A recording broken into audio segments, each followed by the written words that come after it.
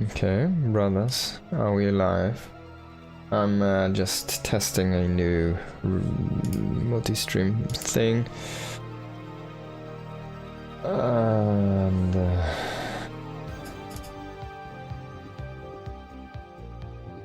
I hope we're good. Test this works fine. Let's check out the YouTube stuff.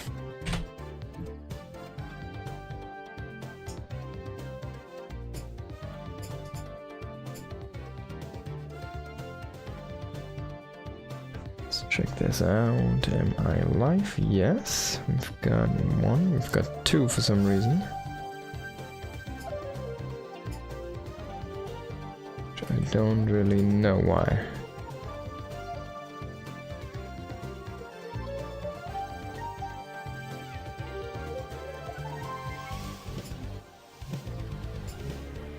So this one is... where is it?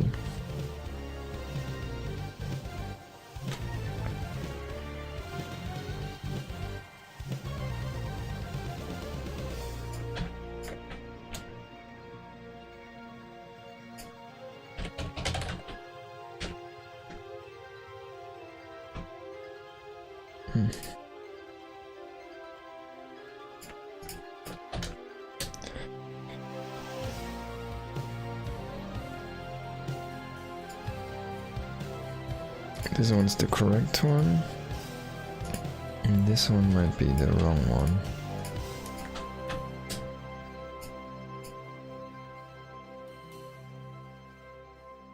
This is so weird, there's two streams.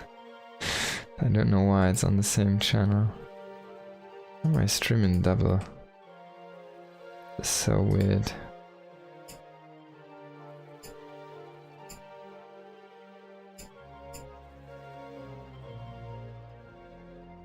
Okay, we still have one running, right?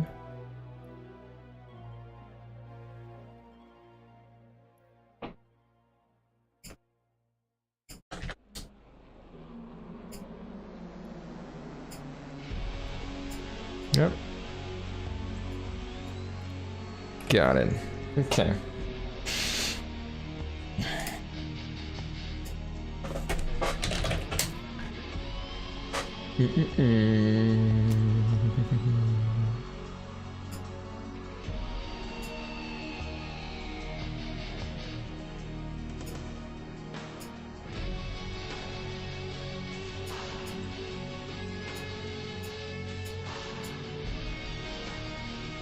Alrighty.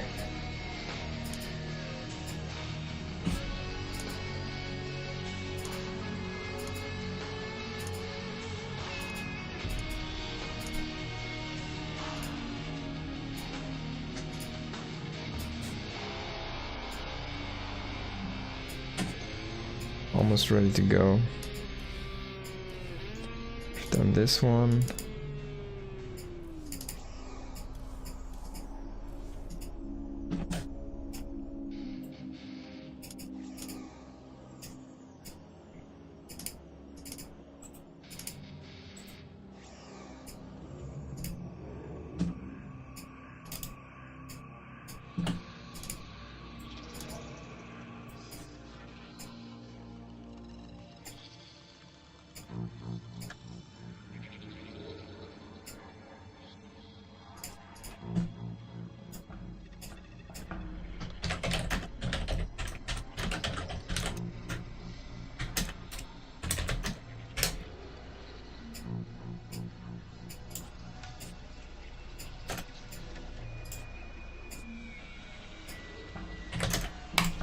Okay.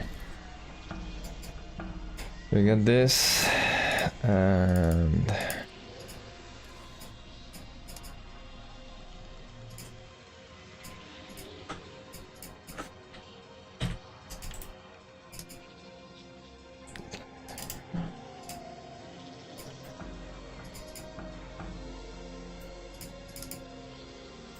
okay.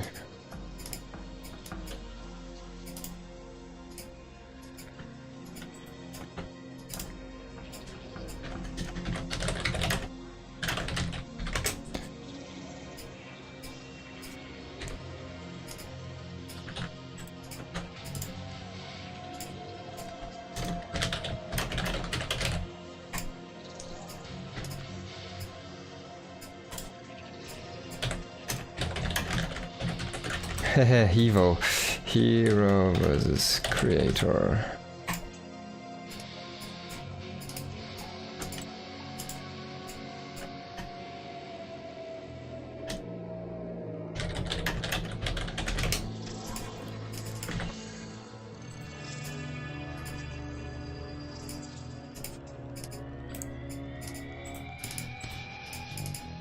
Okay.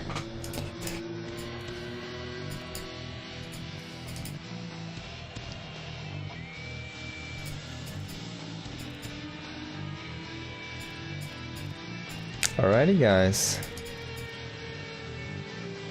We will start some casting. In just a moment, I need to fix this thing. I don't need it anymore right now.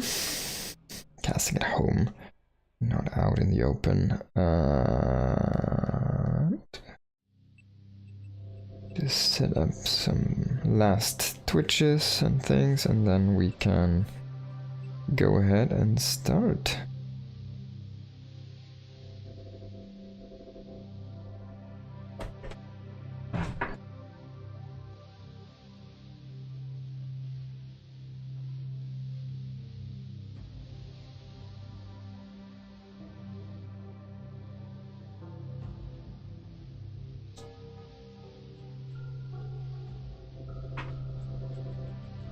Okay.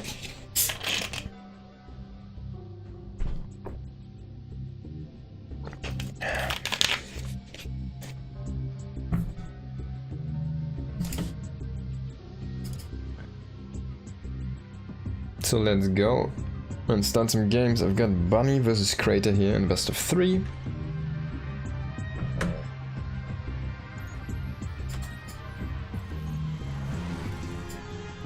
Just need to put out some settings here, and then we'll be able to go ahead and jump into the game. Hello and welcome, ladies and gentlemen. In the top almost 12 o'clock position we do have Creator, and in the bottom left, it's like 7 o'clock position, we've got Bunny. Now this is a TVP, it is on the new patch, and we will see how the meta is gonna shift here. This matchup definitely is one of the big ones that got updated. There are a lot of changes that affect the current state of the meta, or at least the meta that used to be popularized kind of by Classic and set by him. Now, how does this affect these players though? Bunny and Creator are not the most active grinding players on the scene. You can see them from time to time play in cups here and there, but both of them, or neither of them, made it to the Esports World Cup this year, even though they are very, very strong players, and I think both just barely did not get in this year. So yeah, these two are some hot stuff. Creator though, more well known for his PvZ, and Bunny, I would kind of say the same, more well known for his TvZ. But Bunny likes to play very, very aggressive in general. Creator is more of a safe, control-based player, trying to utilize map control and sometimes timing pushes to try and best his opponent.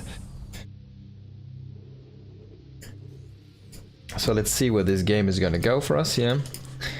Now we are on Last Fantasy. This is a 3-player map, so, well, you have to find your opponent actually.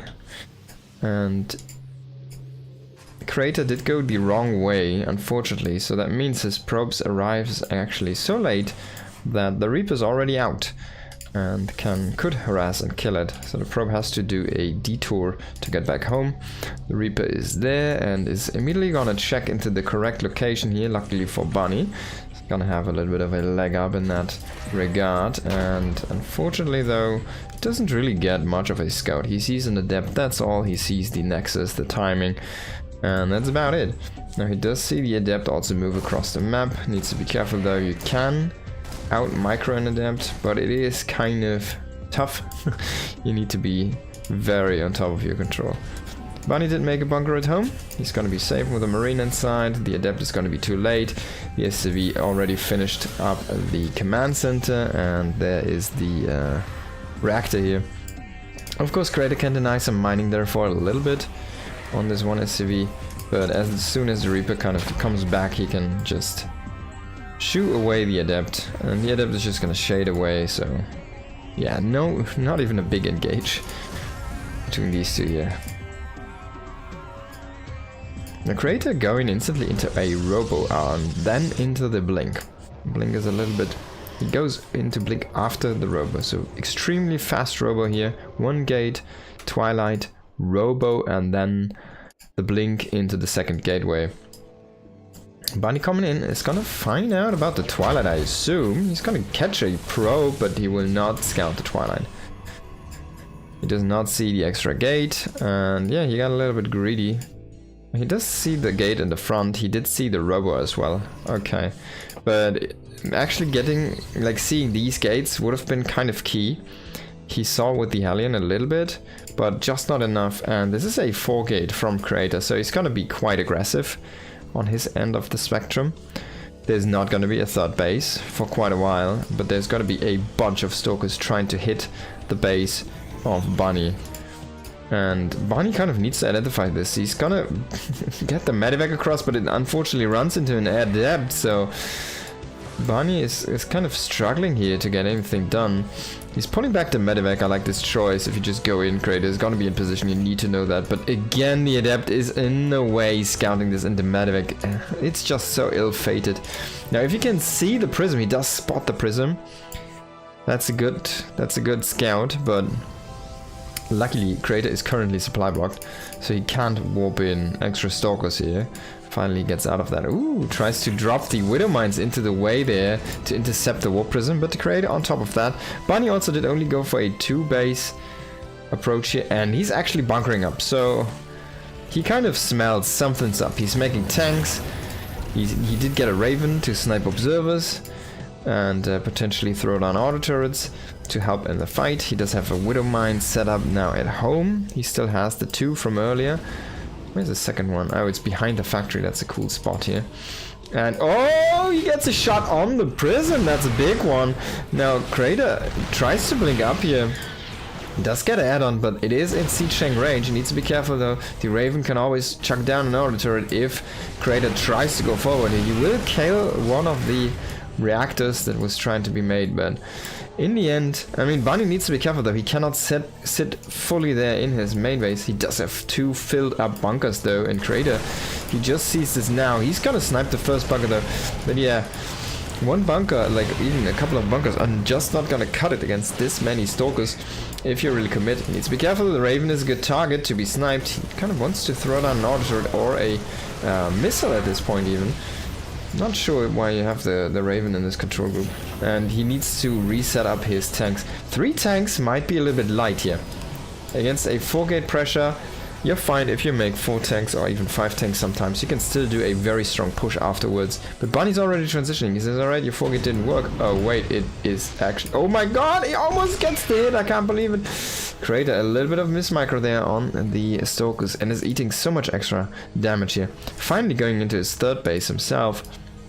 But it's about roughly the same time here between both players. This tank is still in reach of the Stalkers here, getting one after the other, shooting them down like flies. And a Medivac coming over for the counter drop. Stim is about to finish up, and that's when the Medivac is gonna do its damage here with his Marines. Drop it down now, is already decimating the probes here. Even gets a Zealot, and he can pick up again. There's only one Stalker to try and deal with this. He gets even the, what is it called? The Sentry there, a really high value target.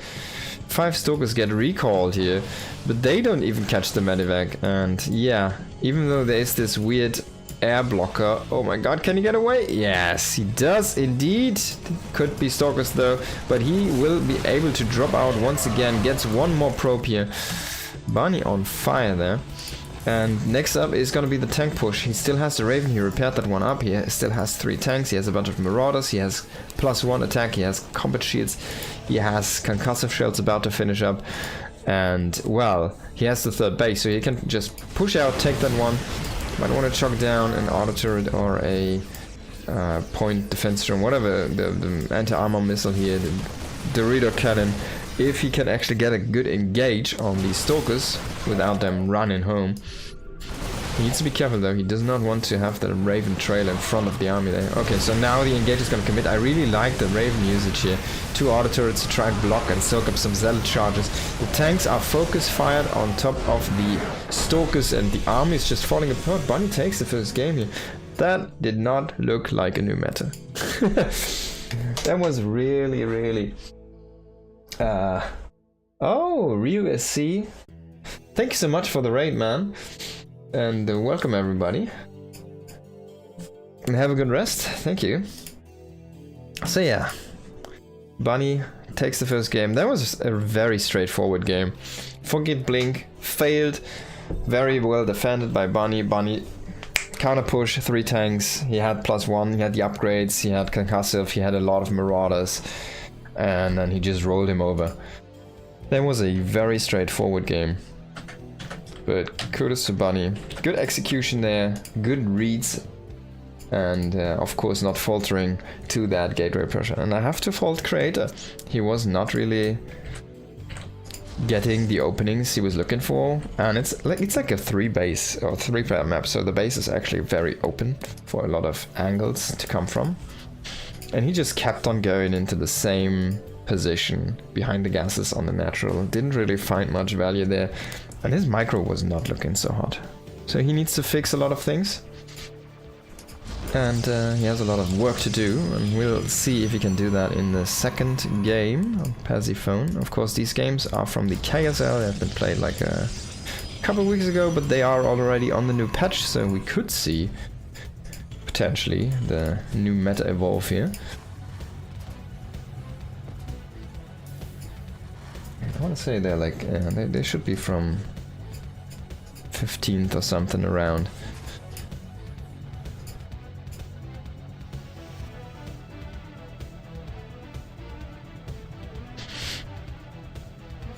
Now, KSL is still using the current map pool. Later on we're gonna check out a few more games from the, what is it called?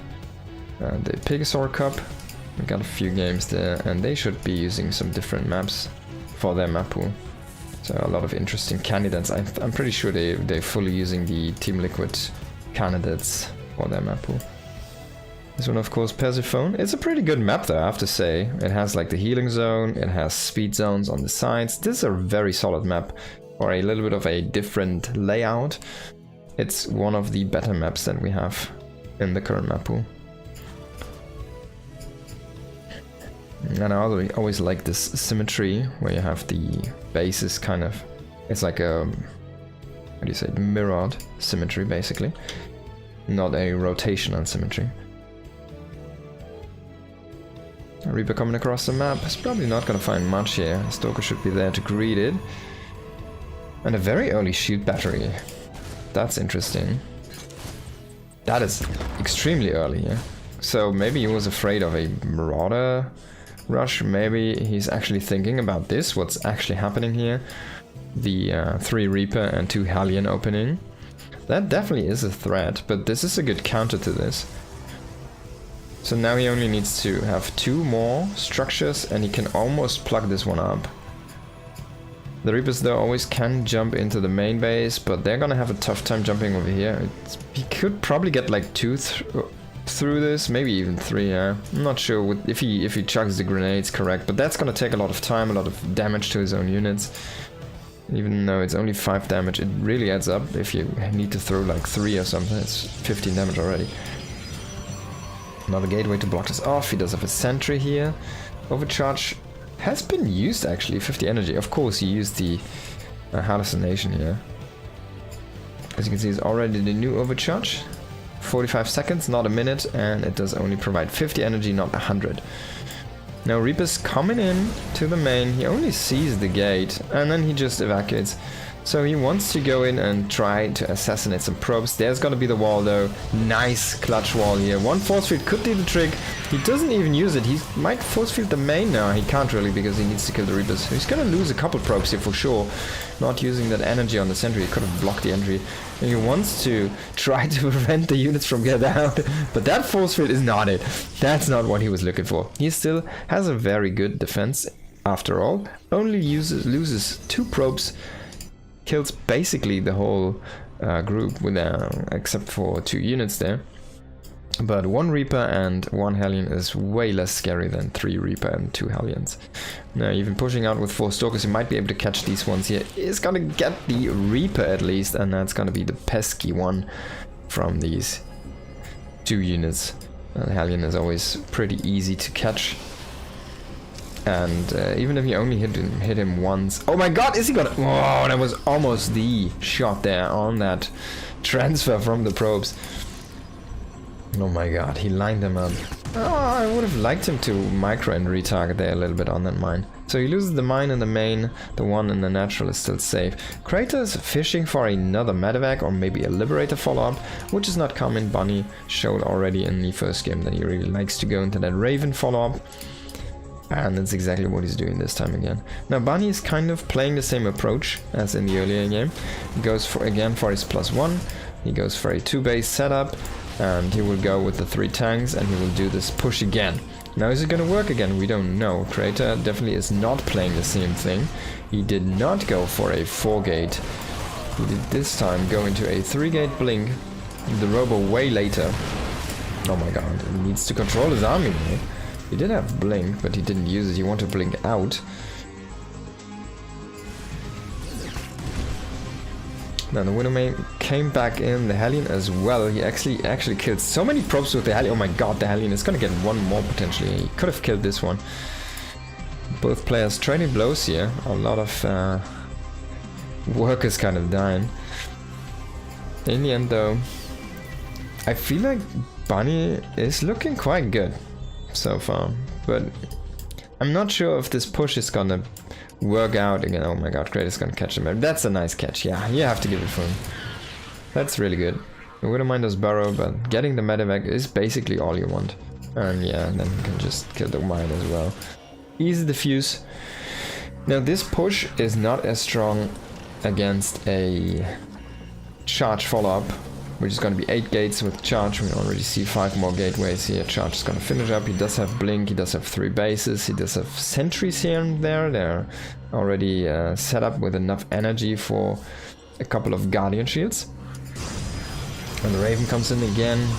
Did get a kill here, gets a 2nd kill, almost a 3rd one, but good probe pull on that last probe. Well, it's gonna get 1 more. 2 maybe. Oh, if he could get a sentry, that would be amazing. Oh, he gets one. That's a pretty good kill. But this being seen by the prism is definitely nice for Creator here. And Bunny didn't notice. He did not adjust the angle of his flight. He did not try to go for the prism. Now, will he actually commit to this drop? I think he might have not noticed at all. Oh my god, he did not see this at all. He's just gonna go for it. What is he doing? Oh boy, he could just lose his... He could lose his full medevac. So we see this and now... Oh my god. 2 medevacs down the drain. He loses 2 Stalkers maybe? But that was so good. Concussive isn't done yet, so he can't really punish these Stalkers. He might get 1 more, but there's already... Zealots warping in the main base. 9 SCVs have fallen. This army is getting demolished. There's only 1 tank in this group. We see the double Widow mines here, but you can kind of out micro those. You just pull back. You fall back to a shield battery or this one, and then you can just fight these units. The units are kind of staggering themselves now. Only the Marines are getting, trying to win this fight, but everything at home is falling apart. At the same time, Creator does manage to take this map quite convincingly, I have to say. Bunny really fell apart there. He did not see the warp prism. That was a big mistake. And then he just tried to go in. The information was already there for Creator. He already moved the Stalkers around to catch the medevacs on the retreat. Hey! What did Bunny do? He didn't know that it was happening already, so he just completely fell for it. And there we go. Crater, easy, nice win. Just deletes what was about 20 supply-ish or something from the map without losing a Soku, and then he lost like 2 or so in the retreat again. I mean, it was just the perfect trade for him. He made the best of it, and yeah, it was a good win for our red Protoss player in the top right, Crater. And he needs to mix up his game, I feel. Bunny has been very one-dimensional so far. He did mix up the opening, I'm gonna give him that. He'd go for a 1 Reaper in the first map and then that 3 Reaper 2 Hellion group on the second map. That didn't really do anything though. Like really, it was a little bit of a wasted investment. We saw him try to go in. He killed 2 probes, he lost 3 units. Definitely not what you're looking at. What you want to grab there. So yeah, he was already a little bit behind from that. He did do well with the follow-up harassment, I want to say. But definitely the defense was on point there for Crater. It was more than enough to get him into a very, very stable mid-game. Now what is this map gonna bring? Tokamak is one of the maps that do produce really good games. It's quite a straightforward standard map, but it does not have too many bases. And if you reach beyond your 4th, it's gonna be very tough for either race. There's a lot of potential for counterattacks, harassments. The gold bases are extremely exposed, of course, from behind, and yeah. There's just so much you can do in this map. It's a really good map. Are we gonna see 3 bases from our Terran player? And is Creator gonna enable the Templar tech this time? Or any kind of AoE for that matter. So far it's been only gateway based armies. The first game was Blinkstalkers. The second game was Blinkstalkers and Charge Lots. Now, is Bunny gonna do like a very similar push again? I kind of think yes, it's just his flavor. He really likes these 2 base pushes against Protoss and then go. I mean, he went into 3 bases, right? But he didn't really play from there. He won the game before or he lost it before. Now that's interesting. A Stargate? A Stargate? Why are these probes like sitting here? Is he waiting for the Reaper? I mean, Bunny didn't make a Reaper, he went into the Marine expand, actually into a Tech Lab expand. And went to Marines now, and is going for a extremely fast Cyclone. And into a extremely fast Armory. Okay, so Bunny's mixing this up as well. Oh, this is a super fast Armory, what is he doing with that? Going into a Cyclone, no Medivac, no Starport, but Armory? Armory? What does he want to get? So we're gonna get... Yeah, I can only imagine Widowmine Cloak, right? Super fast Cloak on Widowmines. I guess the Cyclone is for safety, to keep him away, like keep away Stalkers, Oracles and whatnot. It's gonna be Phoenix though. This already feels like a very good counter from Creator, right? It just happens to be the build orders, how they match up. Even though cloaked mines, you can't see them. You can, if you can pick them up before they burrow, then it doesn't really matter.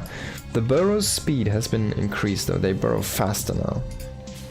So that's definitely less reaction time for the Protoss player and more potential to mess up, I guess, with these 2 builds colliding. But yeah, he's getting the Robo now. If he could, he does see the Tech Lab researching something, and I'm pretty sure he knows what's up. This can really only be 1 upgrade this fast in the game, and I have to fault Bunny here a little bit. I don't think putting the Tech Lab there in the wall is a good idea if you try to hide something.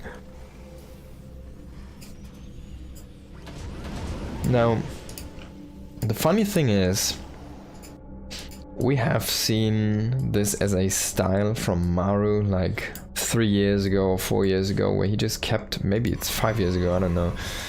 He just kept making Widow Mines and dropping them. He made a second Starport, he basically set these two production facilities just like they are here, and just continuously produced and dropped the Widow Mines. And he just killed so many probes. And he completely produced like a normal Terran base after that. But yeah, look at this. This is not gonna work. Oh my god, that's a demolished first drop here. Yeah. And even the dropship does that. The trick is you need to come in with 2 medivacs if something like this happens. Is he gonna keep on dropping Widow Mines? Oh, he does not have the Raven this time, so he does not scout the Observer. He's coming in right now here. Of course, the Observer cannot really use the surveillance mode anymore because it will decloak. Well, I like drilling claws. Oh my god, if you can't set them up, it doesn't matter. Oh boy, man. Crater is just too fast this game. It looks like he's really on point here after winning that one map. And now you have this big investment here for Bunny, and it didn't do anything. As a matter of fact, it completely got demolished by 4 Phoenix, which is, well, I mean, I got a 5th joiner now, but this is the Phoenix Colossus style. Now Colossus, of course, are going to be very good against the bio units as well. And Bunny is just having so much trouble. He lost 2 medivacs already, so this push doesn't have any. Only the reinforcing ones, but those could even get sniped here. Phoenix is coming in again, are gonna pick up a Marine, a Marauder, he could even pick up the next Marine here. Not gonna do it for now. We have a probe sneaking around here, doing something. Yeah, he's just gonna recall these Phoenix. One didn't get the recall. One didn't get the memo. But yeah, 1 Colossi, a bunch of Phoenix are gonna be enough here to push this back. Ah, he really wants to get that Cyclone, but it does get away. And the upgrades didn't finish yet, so this timing was even a little bit missed here for Bunny. Tries to go and salvage his game, going into a 3rd command center. Immediately should start up his armor upgrade. Oh, actually, no, Bunny, no. No, you already have the armory. No, this is where you go +2. You don't want to start the armor. I think this is a mistake. He should immediately go into his next damage upgrade because he already has the armory. And I'm pretty sure this is not something he's thinking about right now. The weapons just do scale so much better, so of course you always want to get weapons if you can get them before your armor. Now he does go into the armor, it's a cheaper upgrade, but he has the money. He should have gone to +2 attack, try to keep an kind of a lead somewhere. This drop is also not gonna find the damage he's looking for. At least he does get one of the Phoenix, he does trade a little bit, he does occupy Crater a little bit, but this is ill-fated here. And can this group on the right, sorry, on the left do something? He's trying to stim in, trying to snipe the pylon, disable the static D, but he loses a lot of units in the process. Nice Widowman connection there on the Phoenix, a little bit of splash damage there over the army, but it's just too little from Bunny, and he just doesn't have enough units. Tries to set up more, rally more across the map, but this might snowball. Oh, oh my god, picking up into the low medevac. Phoenix coming in. I see black for you, as we say in Germany. And there is the GG. 2 lifted Marauders was enough. And Bunny just gives up. Crater does take the series here. Pretty good execution on his Phoenix game, so really like that. Okay, so let's see. Classic against Bian is gonna be our next series. Another best of 3 here. And then we'll jump around and do a few different... I want to see some Zerg as well. I don't think I've seen a PVZ yet, but I don't think I happen to have one. That's a little bit unfortunate. Just the way the thing turned out. Alright. Oh, wait. Oh, it's not... Did I say Crater? I think I misspoke. It's of course going to be Classic in the bottom left and Bian in the top left here on Persephone. Persephone in.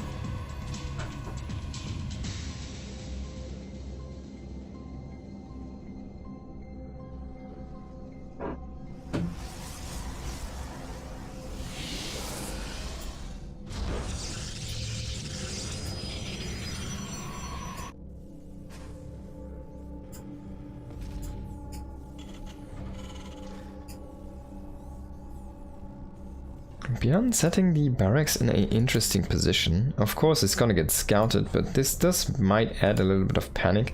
Is he gonna go for a 2 racks opening? I wonder. You could play 2 racks Reaper now, he's not gonna make the second racks, he just queued a lot of SCVs. But this is gonna enable the Reaper to just jump a tiny bit faster into his opponent's face. While he still has the barracks at home and can make add-ons from it, he can lift it over to this area to protect his entry, and he does trick a tiny bit Classic. Wait, where is your barracks? He will see the SCV come back because you're not gonna hide it now. As beyond, it just doesn't make any sense. Oh, but only if he stays, yeah.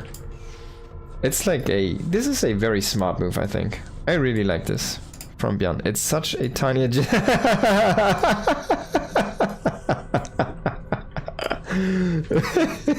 This is the laugh sound.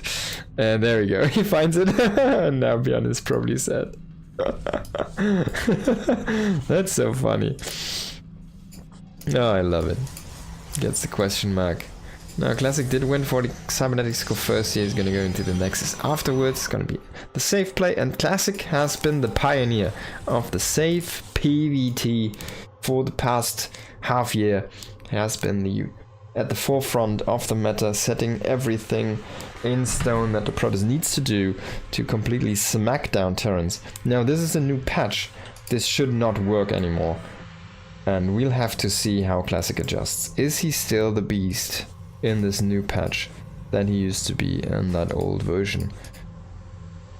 Basically, Storm was a spirit animal. Now, Storm did get a big change and completely works different. It's more of a zoning spell now. The DPS is slower. Meanwhile, the zone got bigger. I think he's pretty sad that then he caught the probe.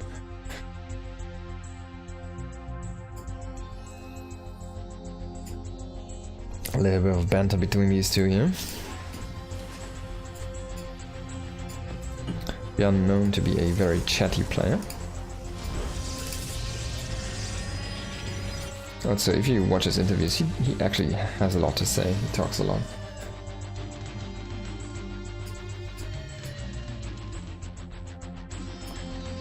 This is gonna be a drop from Björn. I wonder if he's most likely gonna move out with the Cyclone for Marines here. And then probably gonna use the Reaper to try and multi-prong. I wouldn't hate the Reaper, to see the Reaper go into the natural base while he tries to fly into the main base here.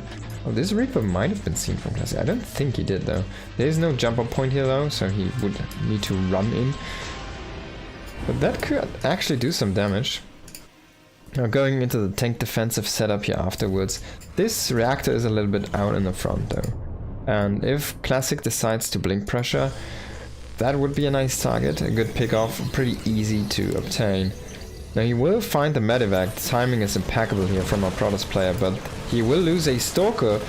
Oh my god, he actually saves the Stalker, I can't believe it. The firepower from the Cyclone, of course, pretty nice. He will still get the Stalker, but not before losing that one.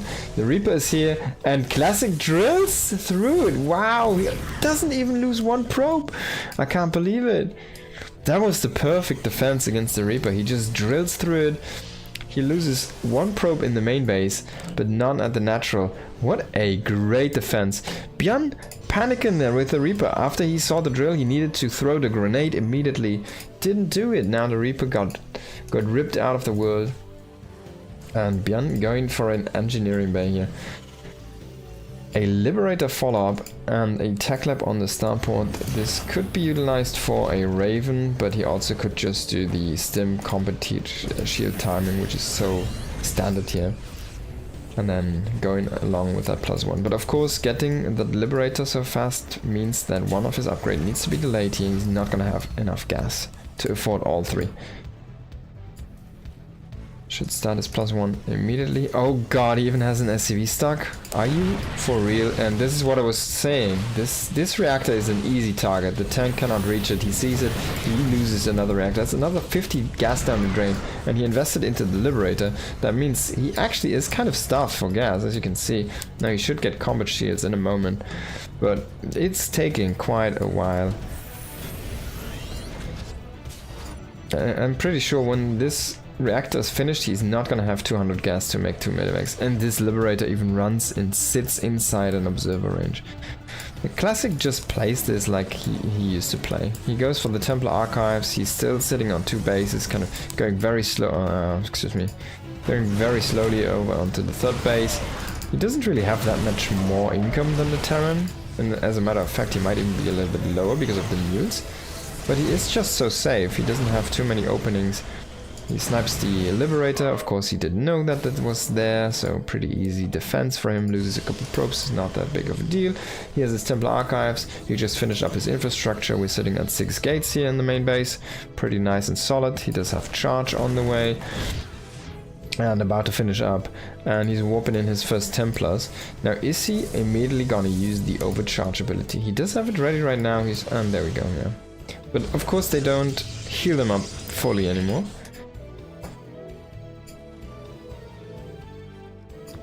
He's just barely pressuring with like the minimum amount of Stalkers. He even heals them up in the healing zone, man. I just love... This guy is so good. Like, he is so good right now. He's literally the goat of Protoss. You have to give it to him. Even though Hero can be excellent in Chaotic Micro specifically, and even better than Classic, I feel like this guy is just so good. He's so solid. It's on another level, and it's very impressive, I have to say. So Double Forge here is not going to help against this drop, though. This did go unscouted. The Observer was sleeping on the job. A little bit of a delay on Storm. Quite nice here for Bjorn. Oh, if he could snipe this, that would be a huge, but he's not going to get it there. Of course, Classic coming back there with his main army. He did move these Zealots across the map, and they will snipe the tank. That's a good pick-off here, and of course a few SCVs as well. In the end, ultimately, they will get cleaned out, though. He still has this prism. Now, it's not going to be as powerful. Let's see how this works. I know there's something coming into the... Oh my god, he loses the first one. Oh, that's a big storm, though. It's still pretty good. Oh god. And then he snipes the full medevac on the retreat. Now, there's this one medevac coming in here. But in the end, it still doesn't really get enough damage here. Man, that was actually disastrous for Bjorn. Look at the trades. It's pretty nicely in the favor for Classic. And the attack down here was an absolute disaster. Now, Bjorn is trying to go into the Ghost transition. Of course, Ghost's getting buffed here. Let's quickly think on our feet. Now, Ghosts are light. Stalkers don't do bonus damage against light. Zealots don't do bonus damage against light. And now, nothing that Classic has in his armor does profit from that, but the Ghosts are back to 2 supply. So you can make way more and have way less supply. That means your army is extremely powerful. Diffuses the Widow Mine, and there comes the charge. A Storm behind, but he actually... Yeah, this is the difficulty, right? It's even difficult to play Charge Lord now with Storm, because you actually eat a lot of damage from your own Storm. Okay, that was an interesting interaction. I really like to see that. Now he's trying to come in again with the charge shots, but he's all out of juice on the Stormers. He can't even retreat here. He's trying to save the Templar with these Stalkers, basically trying to trade single-filely, charging in with a couple Zealots here. Try and buy some time. Can he run away through the speed zone? Actually, yeah, Bjorn is not chasing, so he will be able to escape with the Templar there. That's kind of funny, but I really like this. He sacrificed a few units to save one of his key units there. And of course, the more Templar you have, the more Storm you have, the more weather you can control. Double upgrades are about to finish here. That's gonna finally put him above in the upgrade game against Bjorn, who has been sitting at +1 already for quite a while and has been trading very efficiently with that afterwards. But now the push comes to shove. He has already so many ghosts, and this supply is not really... I really like this. I think this is what it should be. But yeah, these Storms, they're so slow in their damage. They didn't really do much damage to that army. But Classic says, alright, I just don't care. I'm still gonna play this. I'm still gonna play the same, we're just gonna do it, and we can still do this. We the Protoss, basically. So yeah, let's see if we can actually win in a longer game with them. More Ghosts, more EMPs, more Snipes, and the High Templars, of course, dealing less damage with the storm means he might need to use a lot more feedbacks. Oh my god, the command center, it was basically finished. He's gonna finish it up and then lift it and repair it. No, he just loses it. He finishes it and loses it. Oh boy. Oh man, that storm. This is really long.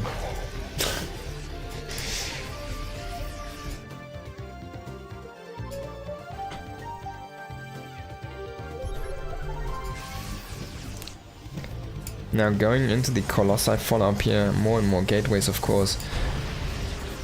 But the second form of AoE, he might try to utilize Disruptors, I don't think so.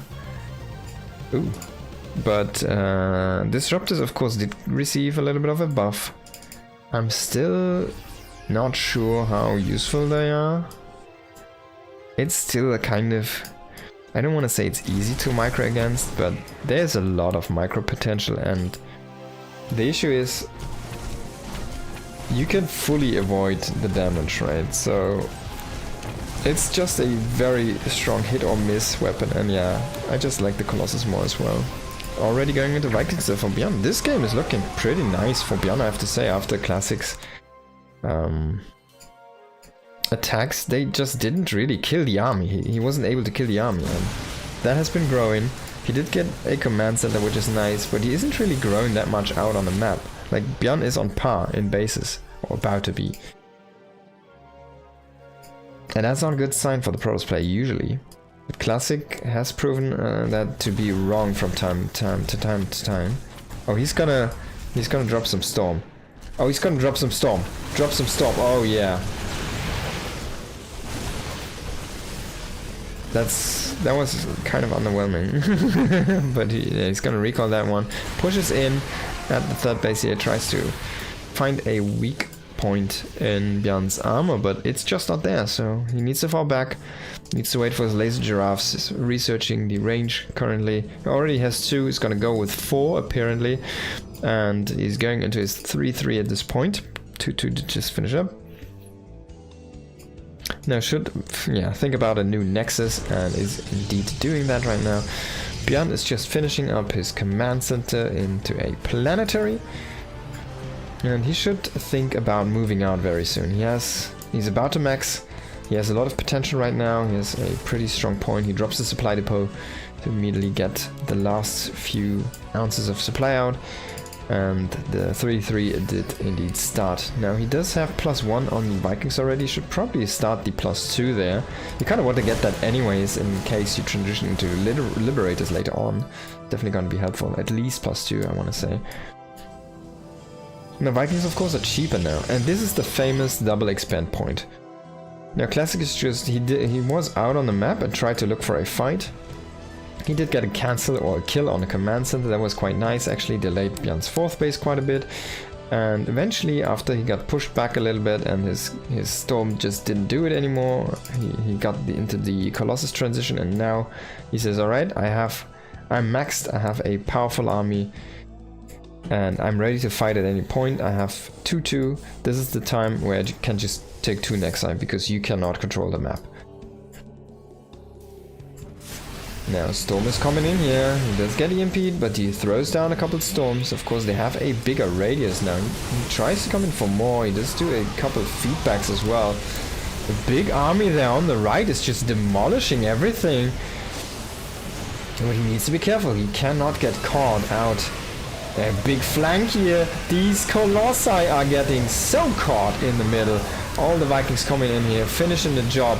The army is completely getting wrecked there from Classic. He does decimate the right flank though, which was quite nice. If that would have stayed alive for a little bit longer, this fight would have been even worse for Classic now.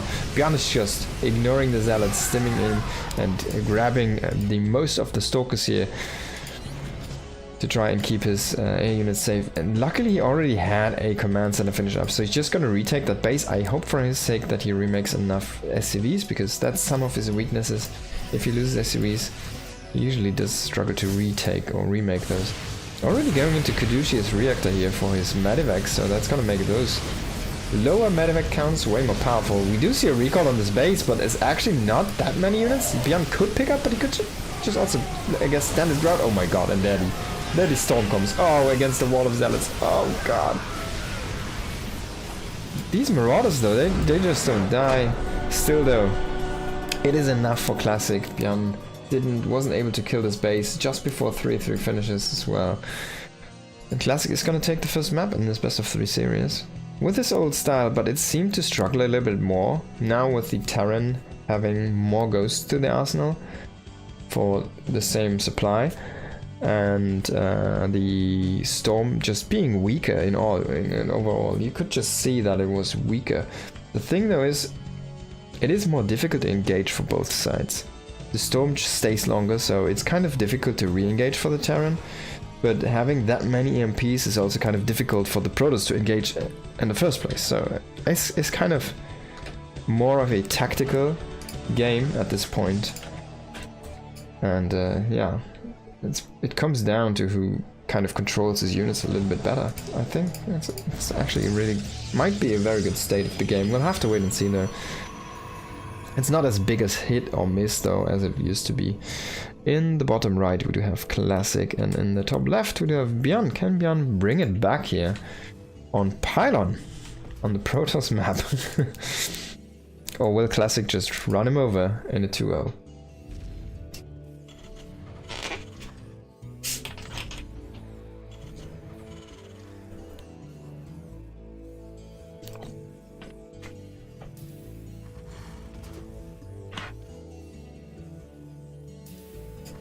Classic sending out a fast probe here, looking for some proxy shenanigans from his opponent, which are not there, of course, we do see that.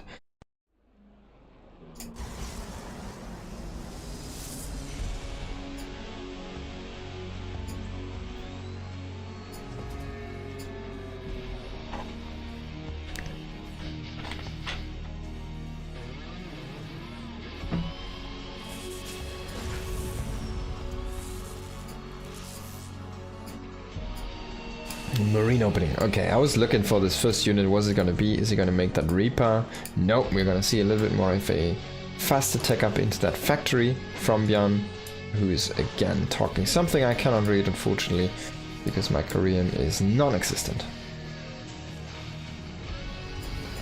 There you go. He's going to wall this in with a reactor, so he skips the supply depot for now. We should probably get that very soon, though. And there it is. Behind the minerals. Very fast reactor here for Mr. Bjorn.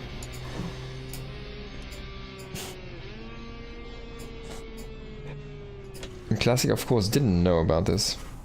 He runs away from the Reaper timing, basically, just to be safe there. This could still be, funnily enough, this could still be a Reaper follow-up. I don't think so, though. It's such a fast reactor. Like, he doesn't even have the gas, yeah. He just goes into Mass Marine from here. A very Bjorn-esque thing to do. Twilight Council, of course, of one gate here from Classic, playing his very solid style, sitting on 2 bases for a little bit longer. And we'll go into that 3-gate blink most likely, and then the Robo follow-up. He's gonna make a War Prism and like 3 observers, spread them around the map a little bit, try to catch anything with very low numbers of Stalkers, funnily enough. And yeah, one of the weaknesses to his style might be that he's very spread thin through the early game here. Classic, that is. And yeah, he's gonna lose that adapt. He did scout that reactor though, so he knows about this super fast reactor, and he knows that something, like a lot of units are gonna come, and he knows that it's still on the barracks, so it has to be a lot of Marines. Classic's control though is so good with these low amounts of units. Like, he barely loses anything, it's crazy. If it's a Stalker, it's so tough to kill from here. It's like a cockroach, you just can't catch it. It's crazy.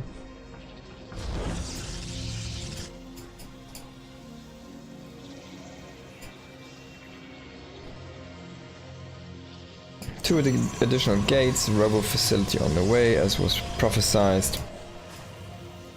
And we're gonna just see him button up and play his safe game again here, defensive on 2 bases for quite a while, until he hits like 40, like full saturation, 45 probes or something, maybe until the first harassment is over, and then he goes slowly into the 3rd base and into additional infrastructure and tech from there. He might not get the Warp Prism. That's always a little bit of a question mark with him. He can do it sometimes. Sometimes he just immediately goes into Observers. We very, very rarely see Immortals. Like, he doesn't produce many Immortals, I have to say, in this matchup. Especially. I mean, why would you, right? Oh, so he snatched... That's very interesting. Oh, this is so cool.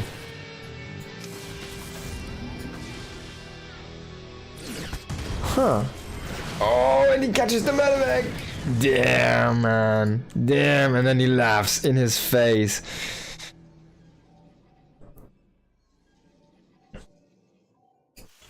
He laughs in his... Wow. Wow. That was so well executed. It's so crazy. He basically created several layers of potential wins for himself.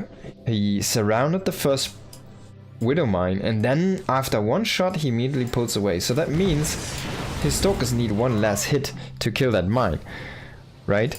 Or maybe even two. So he just puts a little bit of damage on that, and then he just runs away with the rest. So he keeps all of them safe, and he kind of baits Bjorn into coming back and try to pick that up by defusing those with... It's basically sacrificing a couple probes and then defusing those Widow Mines. But then he was having all of his Blink Stalkers ready to blink in for when that potential extraction comes there for the Widow Mine. And he just catches the Medivac, catches the double mine inside the Medivac.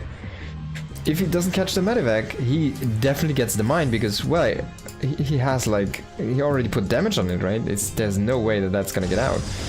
This Raven has been amazing though, I wanna say. 5 kills already on this one. We saw it just drive by into the natural. He's even get another kill here in the main base. Oh my god, almost a third one. So the Raven definitely was a little bit of a kind of flying under the radar here for Classic. He definitely did not see that, and he got surprised by it. Did not pull his probes, unfortunately. He did not have a shield battery. Try and counteract. He's getting them now, but he already lost 6 probes, so that's already good enough. And you can always kind of try to hit the outskirts of the map where the geysers are, basically. Like this battery covers around this area. Maybe barely to this place, but you can kind of hit the ones trying to go into the geyser and get a couple kills there. Now, High Templars, of course, with feedback are gonna be nice. We did see the overcharge has already been used. I'm not sure if it was on the sentry, might have been. Oh, this guy actually has been overcharged. And he's just waiting for drops right now. Or a command center that might fly out. No, he's gonna push in a little bit, maybe. He eats a shot and decides immediately to blink out here. It's a double tank, and both of them did shoot and connect, so yeah. That was actually a lot of pain immediately onto the army. Decides to go against his pressure plans and just go home. He's swapping in so many High Templars. Look at this. Already 6 have been finished up here. But he's just banking energy. It's crazy. He already has so much energy. He has so many storms. He could just storm drop already. That's how much he has. But yeah, Bjorn producing 3 ghosts at a time. Bjorn is someone who sometimes gets supply blocked. We saw this in the last game as well. He dropped supply depots and stuff like that. But so this ghost change is actually like a double buff to him. Because it does not... He doesn't like get supply blocked as easily.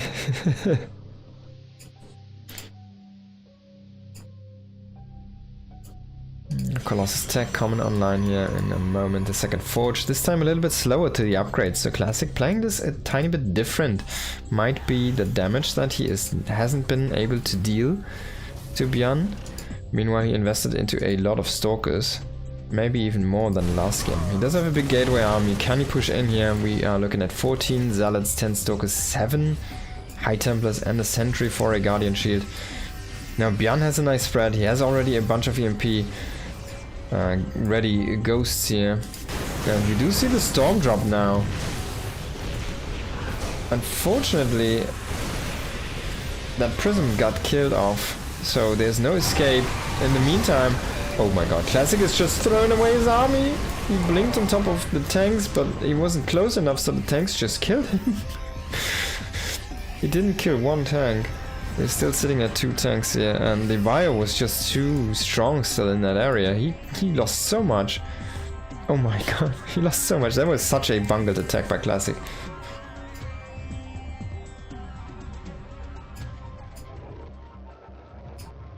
So very unfortunate here. Now Storm to try and delay the push. It used to be Blink Stalkers, now it's Storm. And finally gets that pesky Observer. Needed to scan 2 times, the Ghost was able to shoot it down. We do see the double Colossi here, it is on the way. The Laser Giraffe upgrade is on the way, but it's not done yet. If Björn were to push now, there might be an opening, but he's just a little bit like roaming on the map. He wants to establish his 4th base, which is finished up. And he just wants to be safe.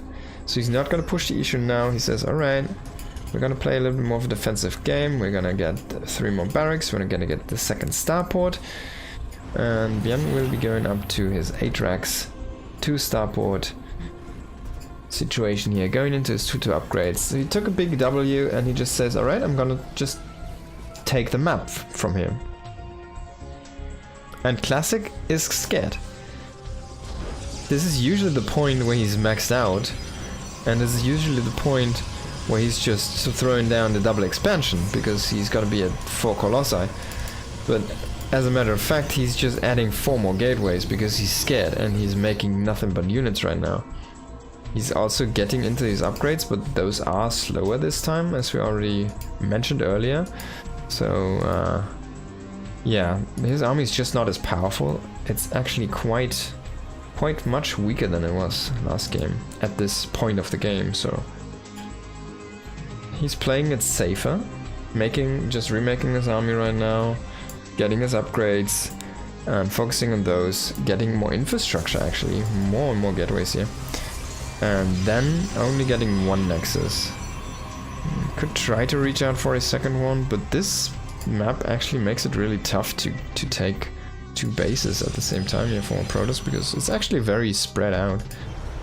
Björn is just getting defenses, just waiting for his upgrades as well, trying to max out himself. Command center here, number 5 on the way, more and more static D even.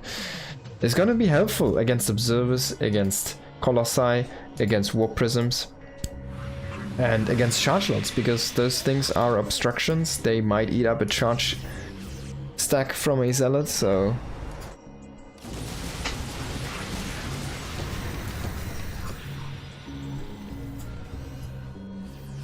Now Classic is maxed, so he of course feels strong. Let's try to go out on the map here, try to push back the army from Björn, and he does do so. Now Björn wasn't really looking to kind of do much with that. He was just trying to say like, hey, I'm here, show me your army. And that's exactly what Classic did. So Björn has no idea actually what's going on, right? He did just see the space and he saw the timing of that, so that's good information for him, but he doesn't even see the 4th, so he has no idea what the state of Classic is, and he did not actually see what Classic was doing, because Björn didn't move out with anything. And as a matter of fact, he doesn't know that Classic just reinvested into his army. I mean, he saw the army eventually, and that's where he should know. That's why he's making 5 command centers, I feel like. But yeah, he's about to explode on the map here.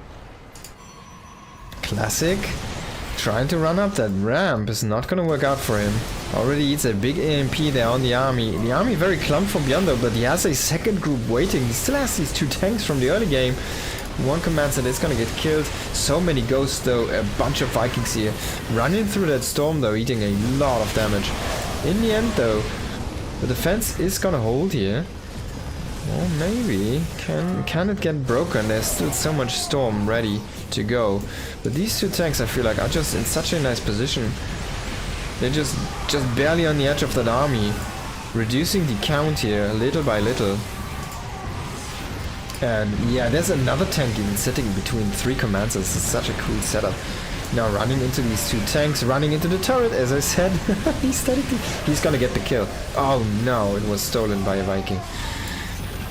Oh man, and that's where you feel bad for the guy who's spinning in this freaking thing, rotating all day long and trying to shoot. Finally I get a Colossi I can shoot at, and there's no real air units from my opponent, but I'm a turret, so I'm here and I'm doing things.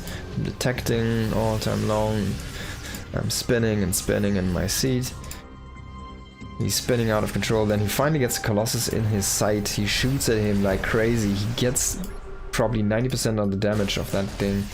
And then the Viking comes in and pokes it out. What a shame. Now, can Bjorn push through? I feel like there's just enough for Classic to hold this. And yeah, Bjorn is gonna fall back. He does not have the Caduceus reactor yet, so you definitely want to get that. Medivacs are one of these units where you don't really want to overinvest at this point, but you need more healing than he has right now. 9 Medivacs is a good number. With the reactor, they're definitely not gonna go out of energy anytime soon. So he can really stim for days and of course counter heal that damage from the storms. The storm damage DPS has been reduced, so there's a lot of potential for those Medivacs to kind of just counter spell, counter heal that damage, counter utilize their spells. A nice EMP there on a bunch of the High Templar. Can Bjorn find an opening here? He might be able to pick off one Colossi. Observer there getting scanned and actually eating a lot of that Viking damage. Nice storms, but also eating a lot of storms himself. He killed 2 of his High Templars with his own storm there. Oh boy. So definitely the execution a little bit more difficult here. The chases even through the storms. He lost a bunch of High Templars there for nothing in the end, and that was quite hurtful. Now Liberator range, he's not going for the... Oh wait, he did get the reactor already, so... These 9 Medivacs, they're gonna ramp up in energy so fast. It's gonna be so nice. Probe is gonna try to take this base in the far top right. And he's scanning this. What a perfect timing here for Bjorn. Now he can just send up a few units and poke out that base very easily before it gets established. He has also monitored his movement, so he sees the army rotating here with the sensor turret. It's gonna EMP a few of those High Templars, but there's still more storm to come. Still though, like, there's a lot of friendly fire from these storms in this game, and that is a little bit difficult for the Protoss now to utilize correctly. The army falling apart a little bit here for Classic. Only gateway units remaining, nothing really. You know, he's trying to recall these. I like the choice, and he does even get both out. That's very nice. Now these Zealots coming in here from the north angle, northeast, and are gonna hit the base. Bjorn needs to kind of kill that one which was set up in the far top right. Zealots trying to get the fusion core, but already the upgrade finishes up. We kind of want to keep it alive though, I feel like. It's so funny. Oh yeah, Bjorn is just gonna let it go, I guess. Oh, he's gonna remake it. Maybe he wants to just like... No, he cancels it, yeah. He noticed that he already has gotten the upgrade, so... Oh, this is so funny.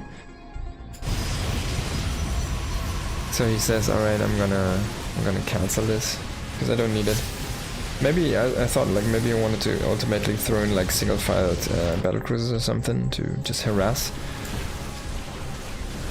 But he didn't do so. Now we do have... Oh, this is nice, yeah. Good storm there. This planetary is gonna fall. But Liberator transition is already done. He already has a bunch of Liberators. He already has range. He's killing a lot of probes. This command center is very ambitious. It's on an adventure into the Protoss base. And it might even get saved by the army here coming from Bjorn from the north. No, I don't think so. It's a little bit too late. Can he get revenge for his command center? He also has an army on the right. He did kill another base here from Classic. He eats a big storm. It's mostly Marauders. There's nothing really that deals with the Zealots. And nothing to peel off the shields. Classic is struggling. He's struggling. This is basically his only really mining base. Getting that base sniped on the right side was really key. He needs to go back to this. He needs to fall back to his natural, basically, to start mining there again. He's way oversaturated over here. And yeah, he needs that income. He needs to get these patches up and running again. I really like how he tries to play it and like mine them out later deliberately, but this game he needs to fall back on that and he needs to grab that, establish that again. I feel like he's not recognizing how far behind it is, kind of. Now Bjorn is far from mining out. He still has this one, it's quite healthy. He re-established this base, which is quite healthy. He still has a couple patches over here. Natural and main are dry. But that's fine. I mean, oh my god, he just pushes in. He just has so many units. He has the max army, he has 3-3, and he just demolishes everything from Classic. Classic is not able to reproduce. Because, I mean, he has money, but he just wasn't able to spend it enough on the correct things. Now he's just making a bunch of zealots and a few high templars and runs his probes in an attempt to save his soul. And Bjorn says like, I'm Terran, I have a bank, I can make command centers. Sending around liberators left and right here to harass the worker count. Bjorn has 75 SCVs and he's making more starports now. He did lose the fusion core, so even if he wants to, he cannot go into battle cruisers. He does have plus actually 2-2 for his air units, which is quite nice. Could even get 3-3. I wouldn't even hate to see the armor first here, to keep his medivacs and liberators alive longer. He already has the +2 on the lips, so they are already strong enough against the stalkers to two-shot them, I think.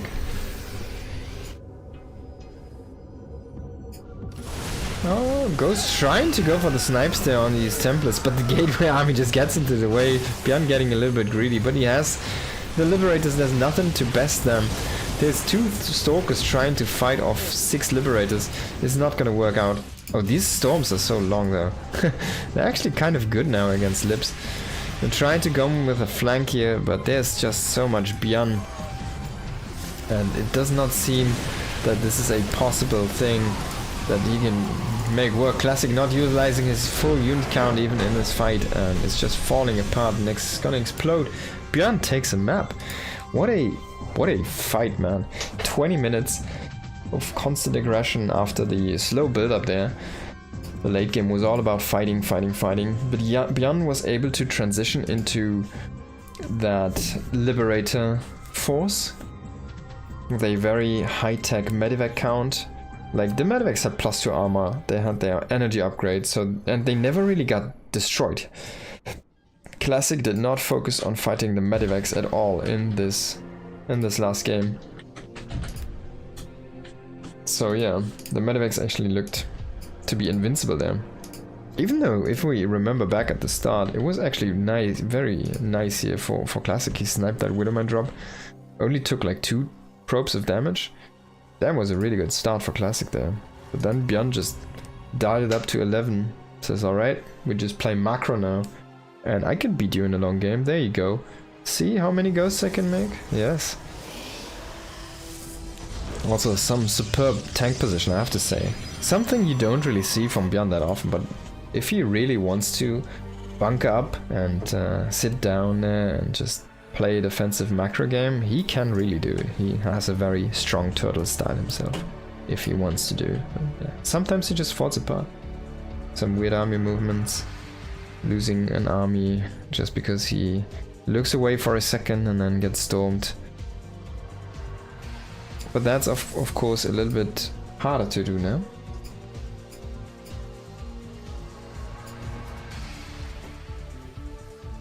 Since that storm is just not that bursty anymore.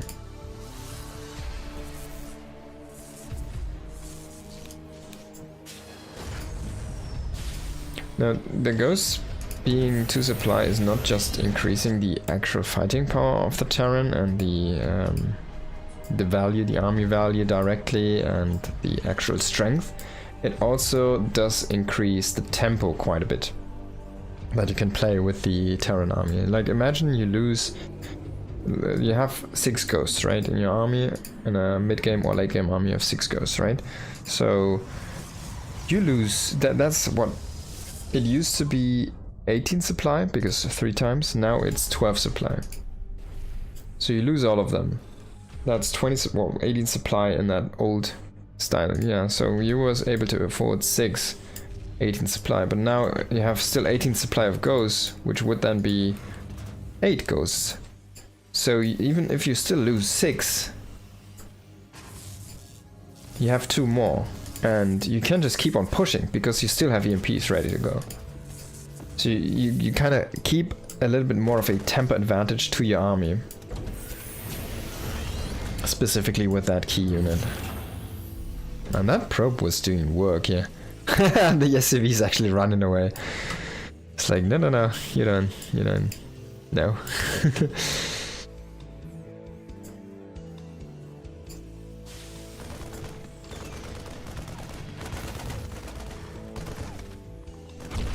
Finally the probe gets shot. The Marine Jimmy was able to clear him off the world. 1 Stalker. It's so funny. Like, Classic is not afraid, man.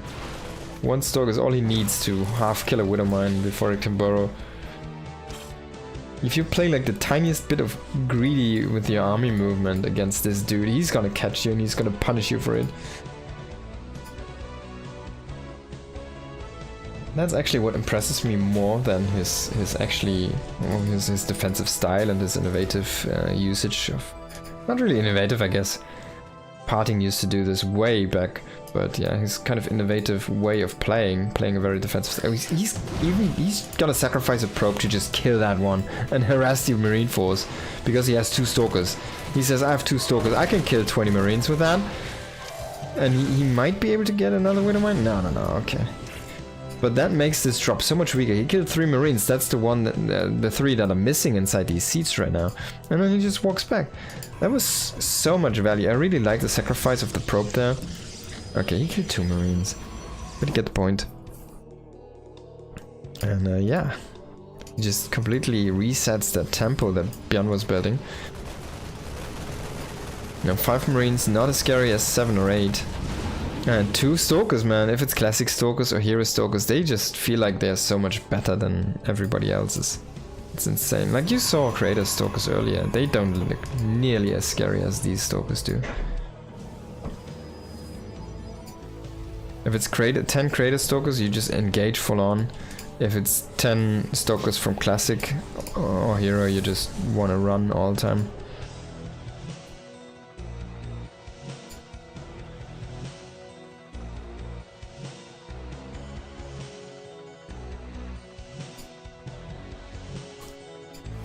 Engineer Bear on the way here. 3-1-1 style here for Björn. It's gonna go into that. Actually, no big tank production. He has 2 tanks already finished up, but they're not set. And he's transitioning into that, into the tech labs for his barracks, but he will actually lose. Look at that. He loses stim now. There we go. And then he just recalls. He loses 1 Stalker. He trades a Stalker for a stim reset. I mean, the stim wasn't that far along, but he also trades that for the army move out. Björn was about to move out with stimless Marines, a couple of SCVs, and the double tank. But now he can't really do that anymore because the timing is completely gone. And in fact, it is Classic pushing. He sees this again with the Observer. He's gonna snipe the Medivac. He kind of baits into the tank, then he still snipes the tank. There's a little bit of harassment from the Raven here. Oh, he's trying to to preempt a pull. That was really cute. Kind of flanking there with the turret. Now there's still the Observer, and yeah, Björn is not scanning for that one. He only has 1 tank now. Finally he gets rid of that pesky Observer, but this army is starting to snowball again.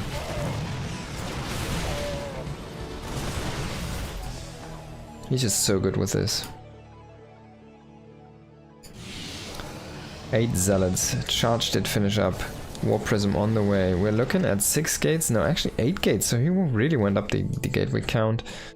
And is playing this a little bit low on economy. Now, can Classic break him here? He's actually trying to make a point here with a very powerful attack. But he decimated so many units. Maybe he's just able to.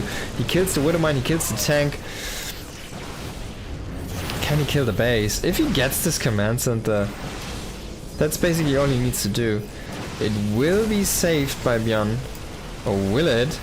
Or will it? Or will it be? Oh god, he's gonna lose it. And he lost it. Damn, that's all he needed. Now there's the Raven coming again, trying to do some harassment. This time we're gonna see a pull here. Of course, no shield batteries were added, so... a miscontrol there on the probes. They need to go mining. Meanwhile, the army is engaging here. Those probes are still not mining. He fixes it now. You see it there. And Zealots are just running up the ramp. There is no +1 done until just now, and already things have been falling apart here. Force field is missed, but doesn't really matter because it still slows down the army trying to come down from that ramp. And 8 Zealots at a time, baby. That's your 8 gate. That's your charge shot in. And that is just too much for Bjorn to handle. And Classic takes the series here. Very well done by our Protoss player. So now we've seen a lot of Protoss and Terran. Let's see if... What do I have? I have 2 TVZs. I have 2 TVZs at least. No ZVP though, unfortunately. Let's see our 2 TVZs here. Oh wait, this is... Oh no, that's the wrong one. I'm so sorry. I still have 2 TVZs though. Yeah.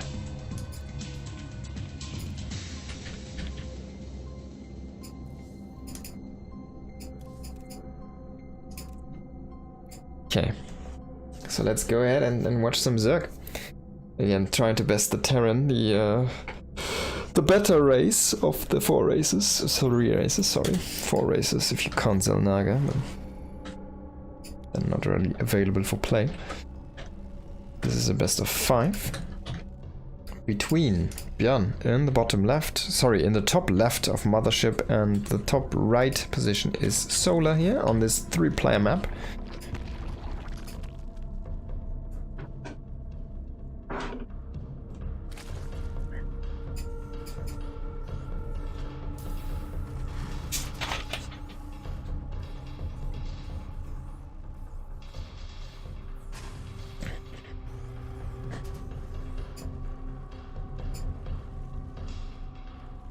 Now find me something slimy on the ground. Are we gonna see Mutas? I wanna see some Mutas. Maybe a 3-player map actually tends itself to be a good map for Mutas. Do we have air blockers? I think these things do block, yeah, so maybe this is not the best map.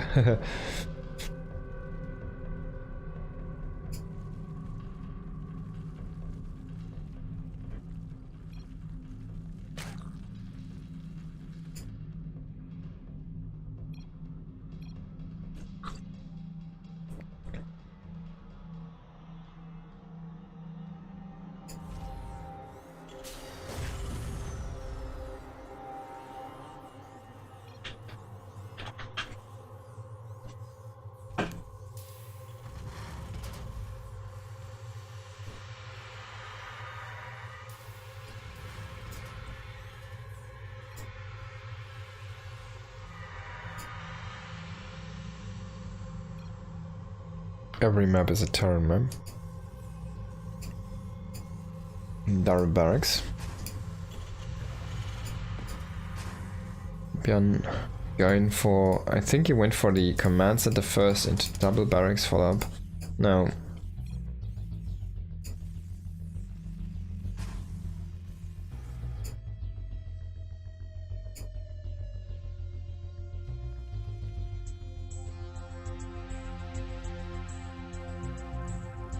Oh, that's what they were talking about. This is a he did do the translations.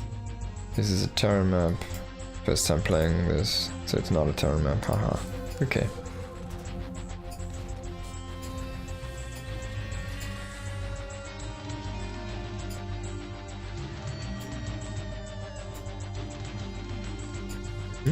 Interesting opening here from Bjorn. Immediately going into a very intensive production setup here. No unit. This is no unit until 3 minutes basically. That's when the first Marines are gonna pop. And this is a 2-1-1, but what a way to get there. Command Center first into double barracks immediately, with double add-on immediately, and then finally getting a few units out. We'll shoot down that Ling, but the Ling does get the full scout, so Solar has the full picture. He knows the timings, he knows everything, and he's gonna be pissed because he sees his Command Center first. He could have gone for 3 hatch before pool. 60 Command Center.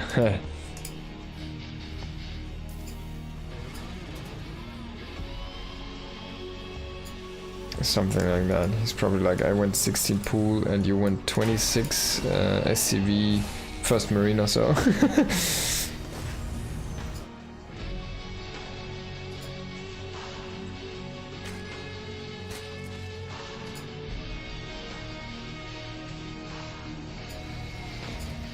No, Starport on the way here.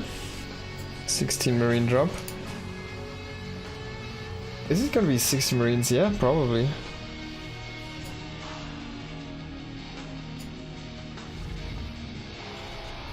Yeah, Soda's getting his Lings in position to try and scout the pathway.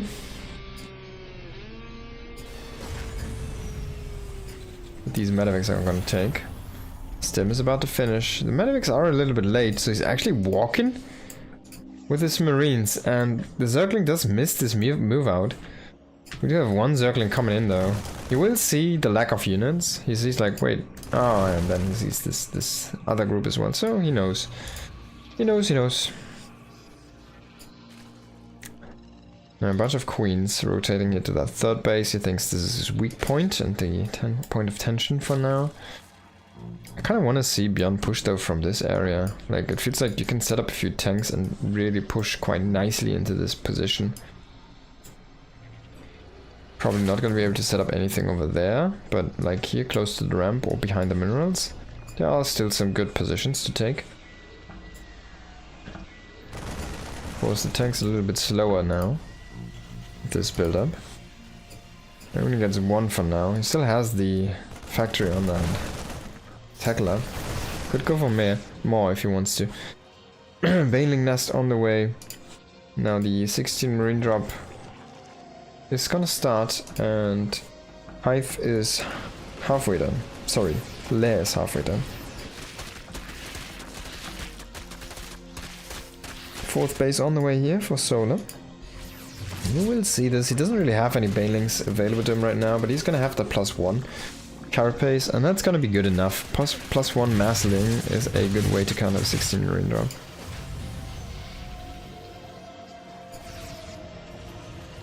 Combat shield's about to finish here. No +1 damage though, so yeah. Those Lings are gonna be very, very tanky for quite a while.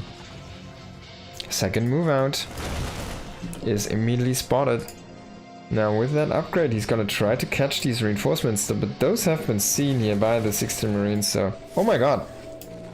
Bjorn with a little bit of bad rotation there is still gonna be able to salvage the situation though. And he will join his forces. Lings coming in, Solar a little bit too flimsy in that army. And now he's trying to move some Banes here to bolster his power. And the Baneliness, of course, with that speed upgrade, is going to provide 5 more hit points to these Banes once more. Again, we're looking at 30 hit points right now. They're going to be 35 hit points in a little bit. I'm trying to push this with Queens, but he will most likely lose his base. I don't think you can save this here as Solar. It's got to be a very tough save. He's trying to set up a flank here. Yeah, I'm a little bit late with that Medivac rotating up there to try and monitor the movement. But yeah. He is gonna lose the base now. Boom, there we go. You still want to kind of stop that army over there, because if these tanks, as I said, set up over here, that's gonna be a nasty position. Oh, this is good from the Queens. He could try to snipe a tank from that high ground. There's no vision right now. Again, a group of Lings getting shredded to pieces here. So far the engagements haven't really been going, and the armor rotation haven't been really going Solar's way. He's been losing basically a lot of units for nothing. I mean, look at this. We only have 2 units killed here from Bjorn. And finally a few more. But like Solar's just been bleeding out units. And of course a base. Just by walking in circles, it's crazy. And there are the tanks. Positioning quite nicely here, of course. Gonna be able to assist these marines. But there's the big flank. Banes on the high ground. The tanks are trying to retarget. Oh, can he get a shot on the clump? He does get one nice connection there. Just not enough to be able to swing this fight. And yeah, eventually Solar just had too many units there. Was able to swallow that army.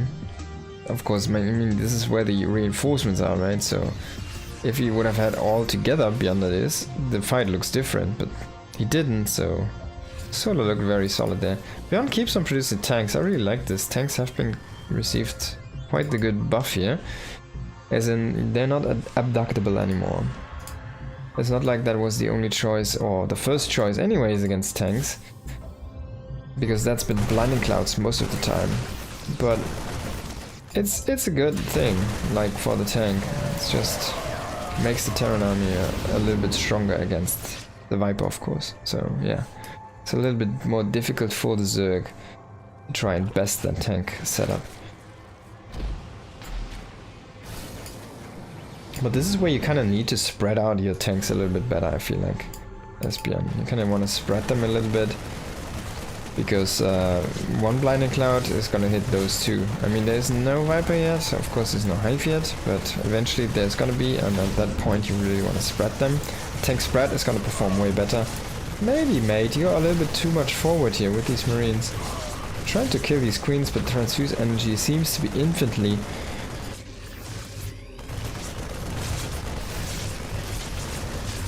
He does get a queen. He needs to evacuate from this position here and tries to go into the third base again, but that's gonna be thwarted here by Solar. Gets into the main though, and man, Solar is just not having a good day, it seems. Just not able to deal with this fast enough. He will eventually clear this, will he? And he actually did not really lose any drones. He's also gonna clear over here in the north. We do see a little bit of an evacuation there on the rest of the army though. One medevac with nothing inside. It's just like hovering here on the right. He's now gonna decide to bring that back. Try to keep the boost to avoid some Hydras. But the Hydras are merciful. He's still kind of afraid and just go back into the corner. Now Viper's on the way, and Bjorn is transitioning into Widow Mines. Of course, Widow Mines did receive also a buff, but only with the Drilling Claws upgrade, and that's not something we have right now enabled. He does have still a tackle up on one of the factories, but he needs to get that one. He needs to remember that one, because it's very important.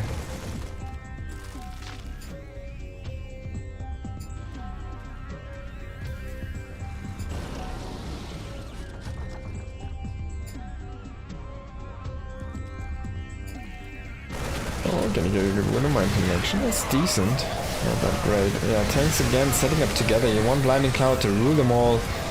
A little bit of an unfortunate position here for Bjorn, I want to say. Really not utilizing that tank group that he had to his fullest potential there. Medivacs try to evacuate everything. Solar decides against the further chase and just pulls back. He says, alright, let's go back and defend our 4 bases for now. He kind of needs to find something soon though. He needs to get a new base out and running. There's the Widow Mine upgrade. Drilling Claws, which means they burrow faster now once they get it. Of course they still get the cloak and everything and whatnot. Oh, that was a lot of friendly fire as well as some very nice Bane connections. That was a really good fight for Solar. This is a big issue though. If he loses this base, he kind of needs to smack this base here from Bjorn, because that's not enough. That's not good enough. He's gonna try to bait some Widow Mine shots. He does set off most of them. One is still alive here in the left. And he will connect on some random links there. But this base, that's the thing. As a Terran, he just lifts the base, he transfers the SCVs. But the base doesn't really get splashed from Banes that much and doesn't take that much damage from the Hydras. Enough units to keep the rest safe, and Bjorn keeps his base. while he kills one from Solar. Solar on 3 bases, Björn on 4 bases, and that's not where you want to be as the Zerg player. Lurker then on the way here. He still has these Vipers lurking around.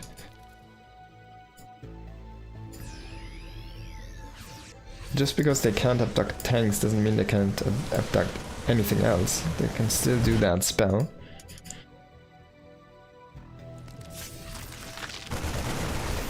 Coming in here, shooting down the hatchery again. And even trading against the Banes here. He's gonna completely wreck that army. Björn, he's not gonna have any of it. And Solar isn't finding the value he's looking for. Now Björn does not know about the space. If he sees this, he sees the drone. He can't just shoot it from down under, yeah.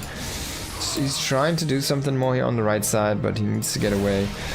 And his units kind of got caught by a Baneling there. And a nice connection. Now Solar's really struggling here with his rotations. I mean, look at this. Even drones just sitting idle because he doesn't have a safe place to put them. He doesn't have a way to rotate perfectly here. He doesn't have anything that stabilizes his position. He doesn't have... Like, this map, I feel like in the end, it might have been better if he played Mutalisks, because he would be more mobile against these mass medevac movements. Now, he's trying to go with Lurkers now at this point, but he already loses 13 more drones. He's gonna lose this base most likely. And maybe he's gonna be able to save it. With these Lurkers here, trying to push and retake this position. But he loses again so much of his economy. And we have another drop into the natural base. And yeah, Solar's just saying at this point, no. I shrank. Sorry guys. Solar's just saying, no, I don't want any more. We go next. You can have this Terran map. Next map is gonna be Taito Citadel.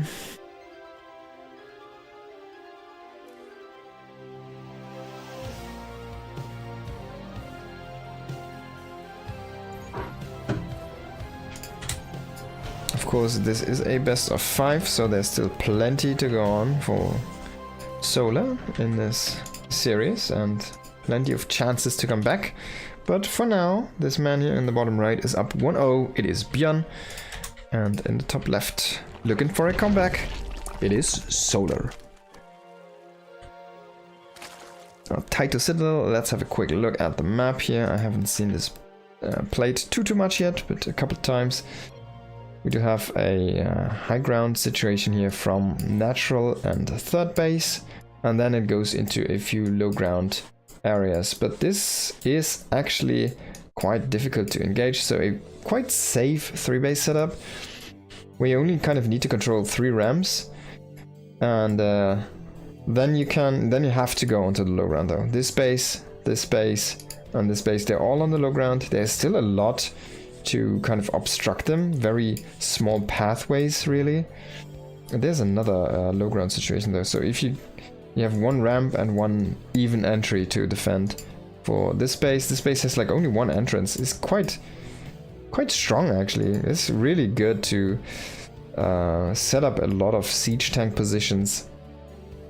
And it's actually, it looks like it's very difficult for a Zerg to correctly engage with a melee composition. Now, is Solar gonna play a Spire on this map?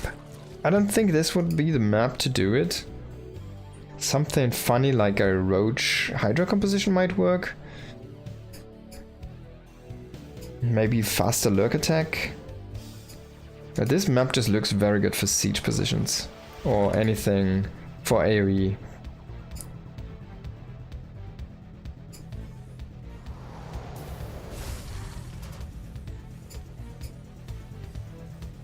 Björn is going into the Reaper Expand, finally playing a standard game here. Started to go across the map.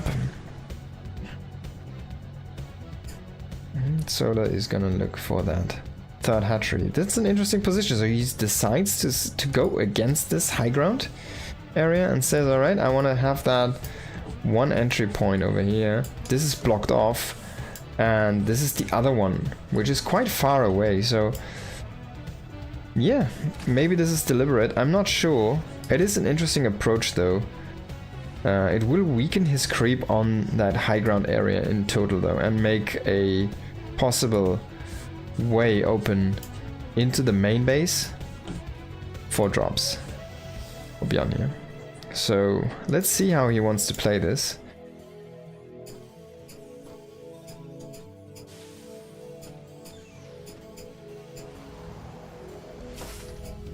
Three CC setup here. Solar says, haha, okay, rush distance here is long. Bjorn, I was wondering. You can read, guys.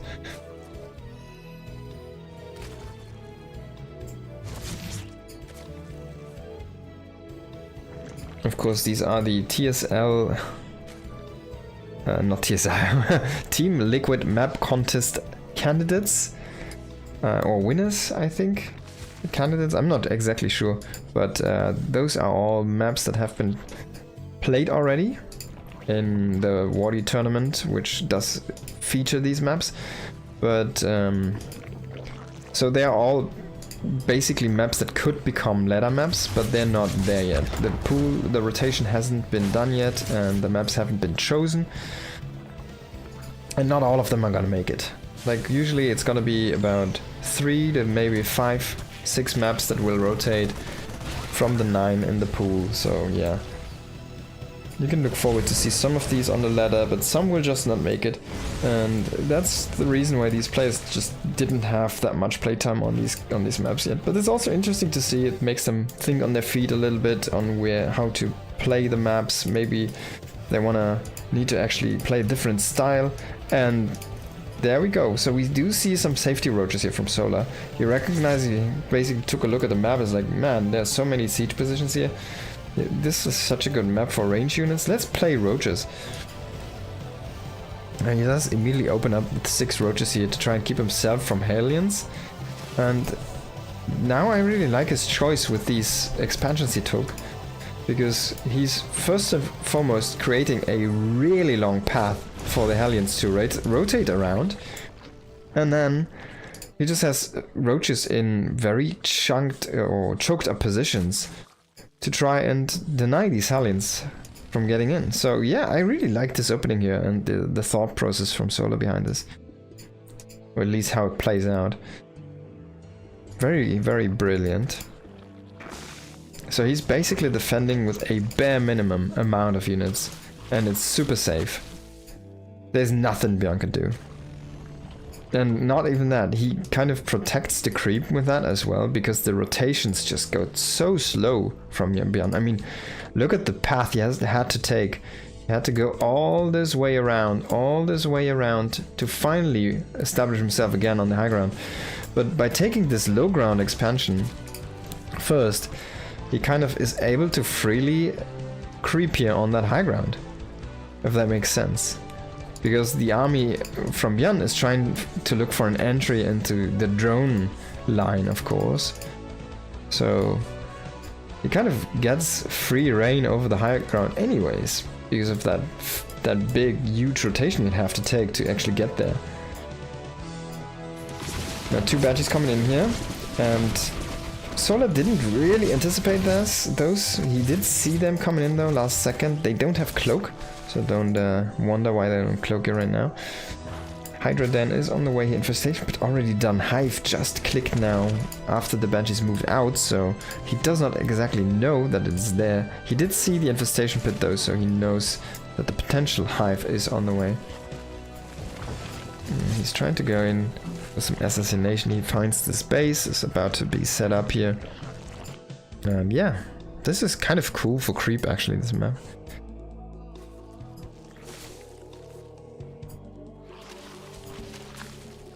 So definitely, like, every race can push their advantages through these weird, this weird map, the weird layout. You just need to be a little bit smart about it seems.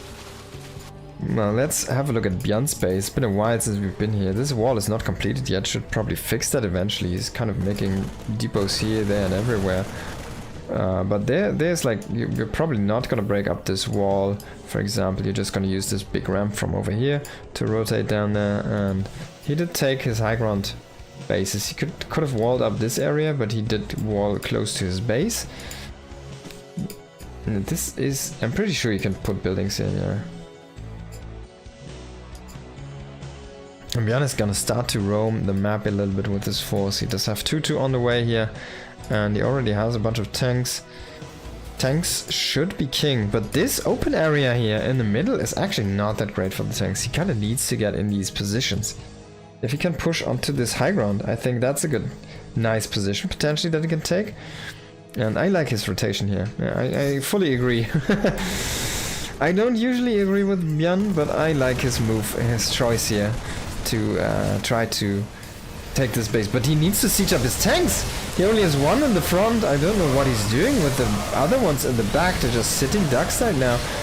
Doesn't even matter though, he has so many body units. He seems to be overwhelming here.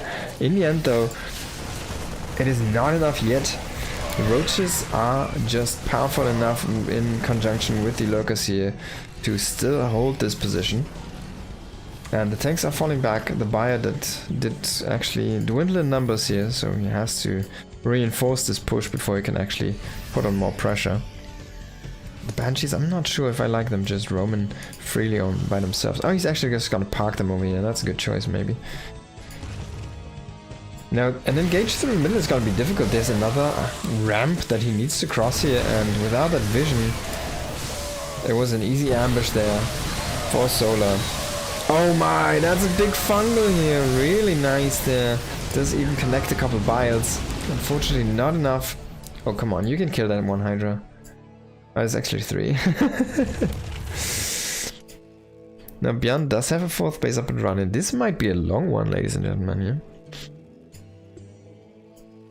Or lady and gentlemen. Not sure. Pretty sure that I also have 99% male viewership here. Hello, guys.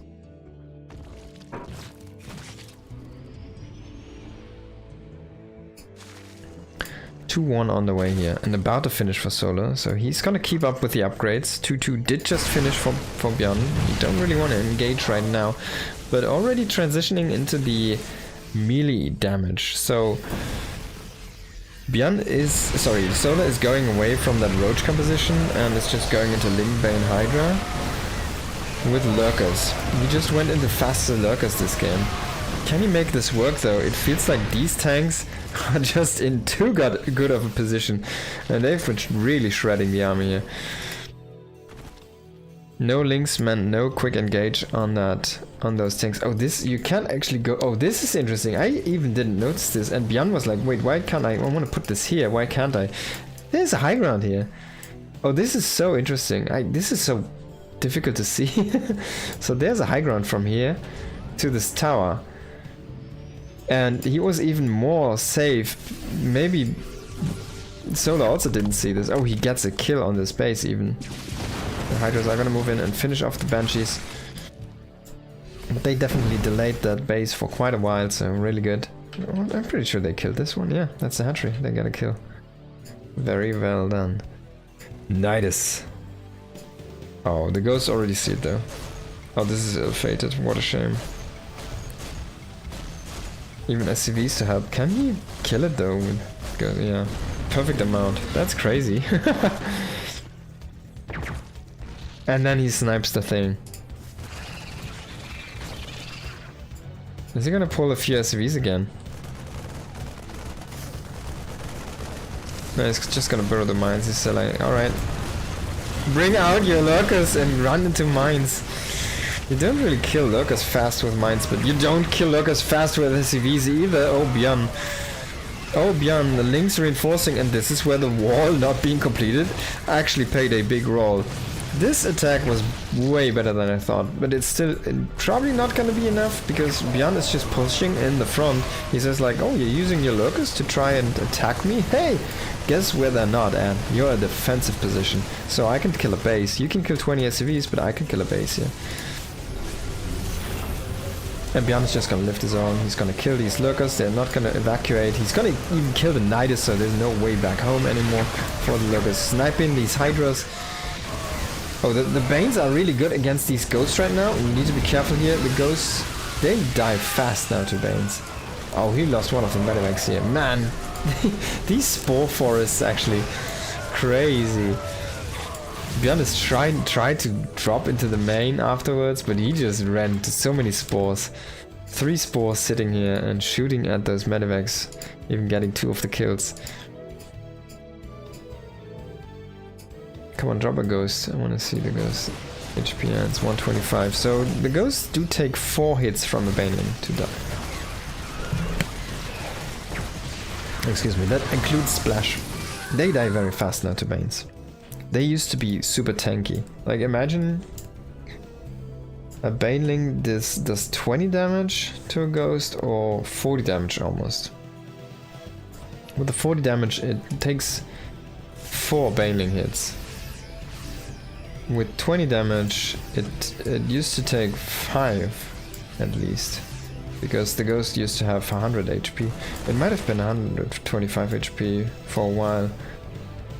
So it used to take 6 or 7 hits even from Banes. Like, ghosts used to tank so much damage from Banes, but now they actually die rather fast. That's all because they became light units, as you can see down here. Light, biological, psionic. They have a lot of tags now. And Björn is starting to kind of lose some momentum here. Solar really pushed him back.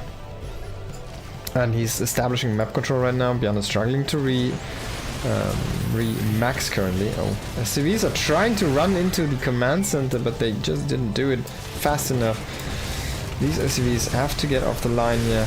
Björn is trying to hold the line. With the ghosts, they can't be in the front anymore against these Banes.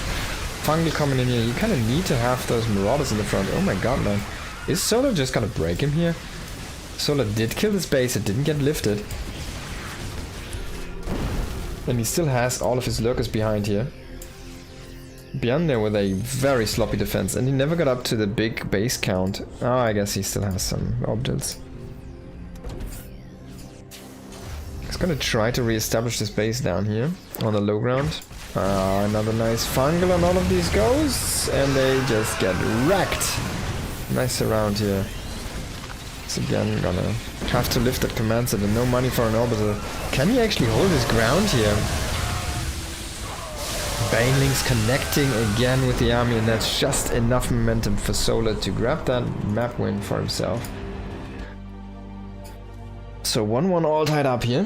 It felt like a very good map for Terran, but this is like it's a very difficult map to play, it seems like. Siege units look to be king though, to be honest. Now Throne of the Dunes is gonna be our next map here.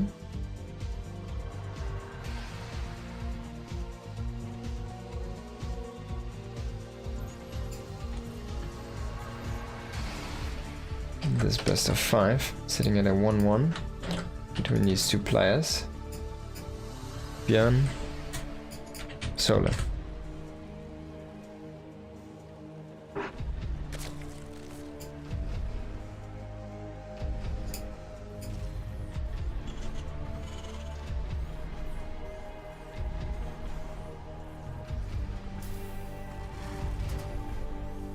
Björn might be the worst performing, the best player with the worst performance. That makes sense. The strongest, worst performing player, maybe. Kind of gets 2 match points against so many great players, and then he just loses the series by the skin of his teeth. And yeah. And then he's out, right? And he never gets the good finish. Because the guy he lost to is gonna win the whole thing.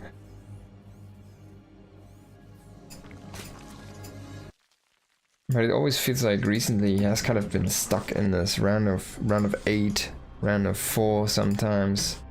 But more kind of in the round of 8. Just not being able to bring that last bit of oomph that he needs to really break through again. But he's undoubtedly one of the greatest players we have in this game. just such a struggle for him to get good results for some reason. Meanwhile, Solar is as solid as always. Sometimes peak Solar takes basically a championship here or there, but he's like a consistent round of 8, round of 4. He will always be there. You'll never see him go out that easily, that early. He will always bring the fight. But it's kind of funny, these two actually are basically kind of in the same boat in that regard.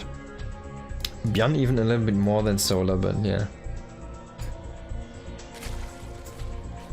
Now though, with Dark being still currently retired, eyes are on Solar to lead the Korean Zerg Armada. I guess it's only 2 at this point. There used to be so many. Su, DRG. I can give way back, you know, Sniper. Dalragu, Symbol, Armani. There used to be so many good Zerg players. Now it's like Solar, Dark, and Ragnarok. Or Shin. And that's the 3. And Dark is currently retired, or on pause. Like, this guy is gonna come back. Dark is gonna play StarCraft again. Because he is like... StarCraft 2 is in his blood. There's no way that he can ever stray away from the game, I feel like. So yeah, he will definitely be back. And you'll watch out, he's gonna be in good shape.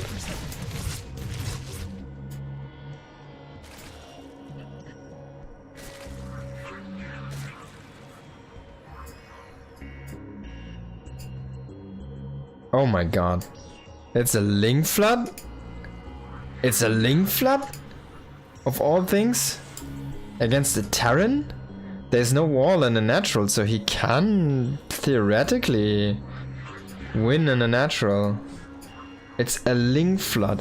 And there's no scout on this. And now he sees it. He has 2 Hellions. He's trying to evacuate the SCVs. He needs to fight with the SCVs, but you see how good these Links are against Hellions in these choked up positions. He killed 2 SCV. What are you thinking? Question mark. Even I could do that. You don't need to be Byan to do that.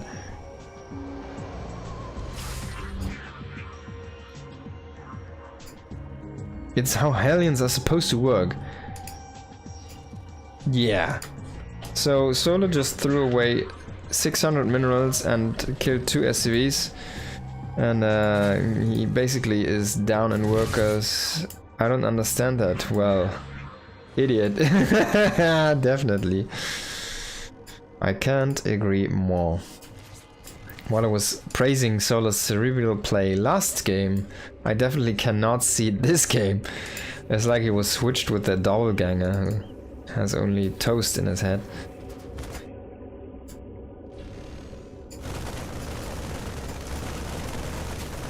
Overlord coming in for the scout is identified. That stim is already on the way, but the barracks are not finished up yet. But he knows that the 1-1-1 setup is there. He of course also did see that 3rd base. And the Liberator is harassing inside a Spore and just immediately gets shot down. He kills 2 probes though, or drones. Yeah, Hellion's pretty low. There's no healing zone on this map, funnily enough, so there's no way to heal them up. Unless you want to repair those. Or move them into hellbeds, blah blah blah.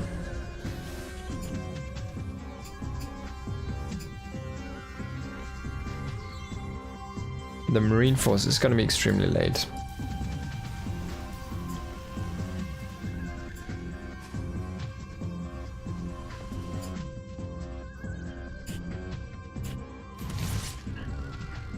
I think he's actually repairing those, yeah.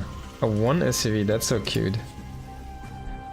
1 SCV is gonna finish them all up, and he even has some minerals with him to keep him company. Oh, he's gonna get that creep gem, and that's nice. Queen's coming to re-establish the creep over here. Armory on the way, so at this point I'm pretty much guessing that he's gonna keep those Hellions alive for his next push. And he even stops repairing because he wants to morph them into hellbeds. And yeah, just heal them up. The 1-1 is not gonna be done though with this move out. There's no real factory units to assist this. Like, he does have a bunch of halberds, but those don't really have the AoE that you're looking for. You can transform them now. He will actually heal this guy up quite almost to full before engaging. But there's no like long range siege support, no real anchor point. Like, halberds, as nice as they are, they just fall to banelings. And there's gonna be banelings. There's a counterattack on the way here right now, and one halberd might have been great at home, huh? To preempt something like that. He does get a clean on that kill, or on that base, but at home he's struggling to retake this. And he just cancelled the react because he was afraid it's gonna get targeted down. Baneling speed on the way. Carapace about to finish up. That's gonna be then the point where the defense is gonna be getting quite easy. This army hasn't been reinforced. They don't have combat shields yet, even though they do have +1 and attack and armor. They kind of want to move back. As much as I like a Reaper with 3 kills and a grenade and a late game army, it's just not gonna be enough. So at least he gets the Widowmine. But yeah, Bjorn is gonna play Widowmine heavy style again. Infestation Pit on the way here. Well, Solar. I haven't seen the new Shroud yet. I haven't seen the ranged damage from every unit that's ranged. Every ranged attack is reduced by 50% damage on units under that Shroud, basically. That means if you shroud your opponent's units and you have lurkers or hydras shooting at those also, like, you buff your opponent. Oh, he's gonna kill that base. Oh god, he's gonna kill that base. Oh, Solar's gonna be mad. Like, he's mining from 3 bases right now.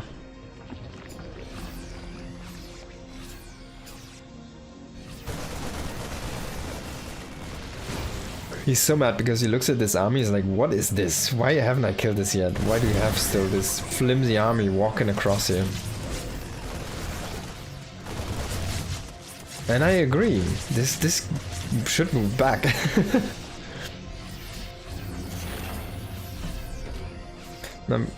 On this map, taking 4 bases as a Terran player kind of stretches you really thin. I feel like this base might have been more attainable, or maybe this one as a staging point for your push.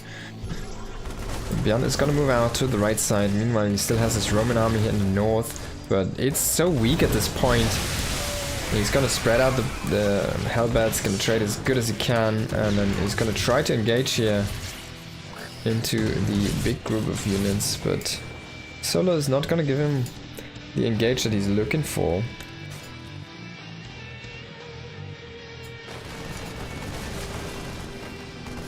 Two did just finish up. So these Marines are super powerful right now. They're supercharged. Can they cancel Adrenal? No, I don't think so.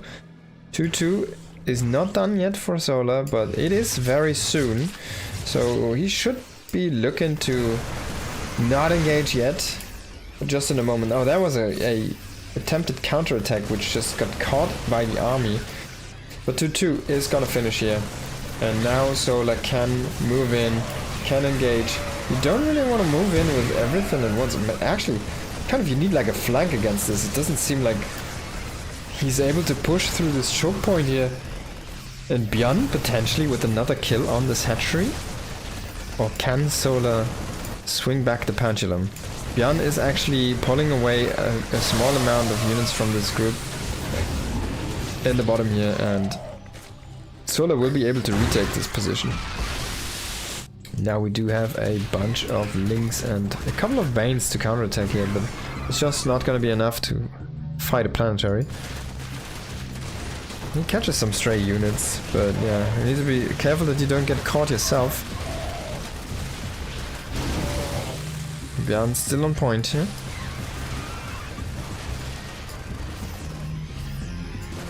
Is he still on point? Adrenal now? No, he drops into the Banes.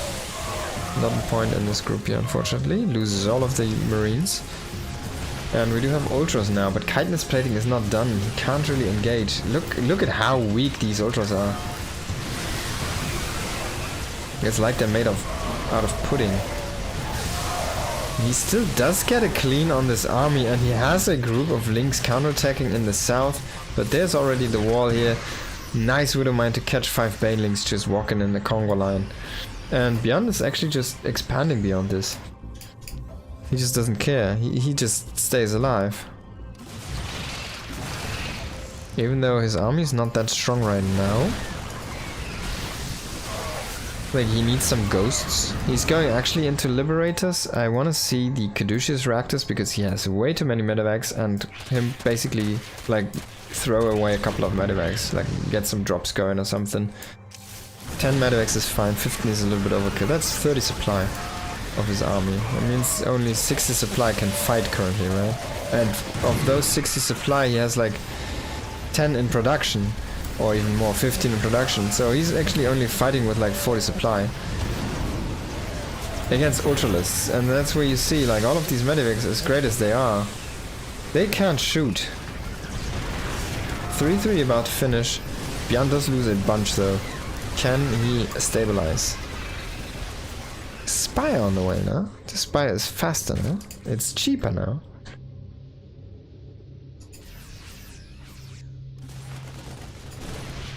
But this is not like that's a Spire aimed at a specific timing. This is a I wanna get eventually open up Broodlord's Spire.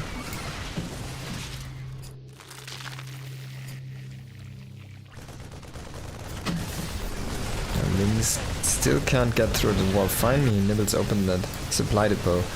And this base here in the bottom is gonna get slaughtered. So Bjorn was able to re-max here and recreate his army, and he was able to extract some value, and that's actually some very nice value here. If he can get this fight and take it correctly, I guess he's gonna evacuate, it's also fine. Yeah, that's not gonna work solo. Oh bro, oh brozo, oh brozo, oh man. And it comes back in and dies from the AoE? No, it doesn't. One Marauder's gonna do the trick. That was too expensive, yeah. Solo recognizes this and says no. So Bjorn takes the third map out of this best of 5. Alright. Let me grow actually a little bit here. Now I grow in power. Game number 4. Map is gonna be Andromeda.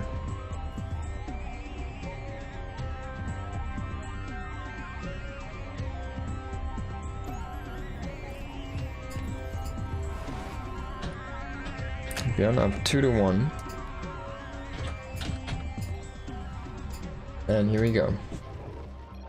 Top right, Bjorn. Bottom left, Solar.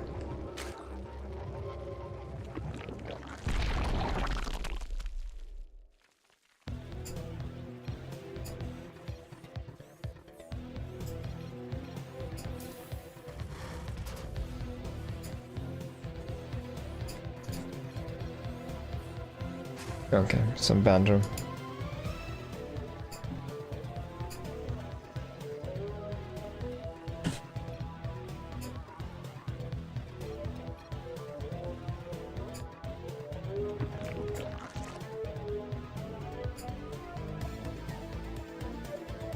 You want to win more than anyone else. Bjorn going for a command center first here, playing quite greedy.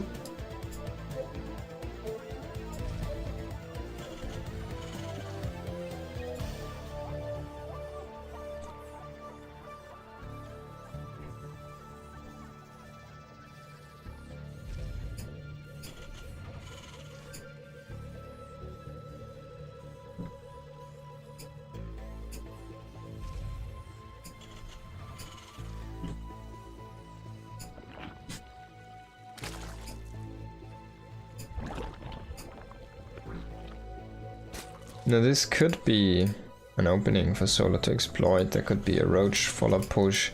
It's gonna be again the 2-on-1 from Bjorn here.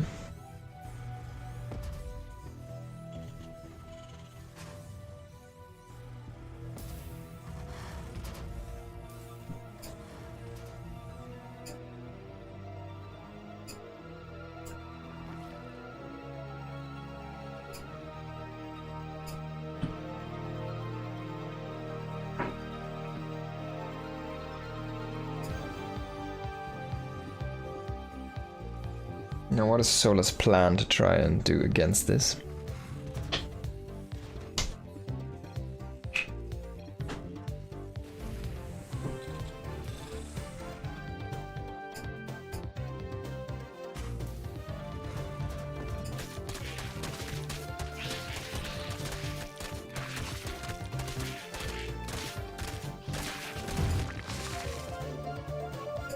So just like, oh, again, a commands at the first.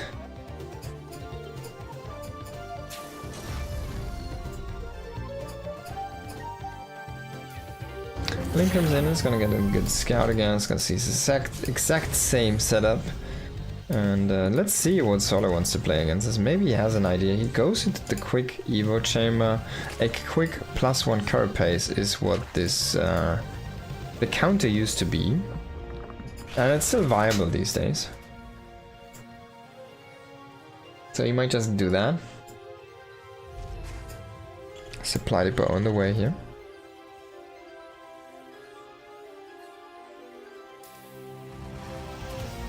Try and wall up that entrance.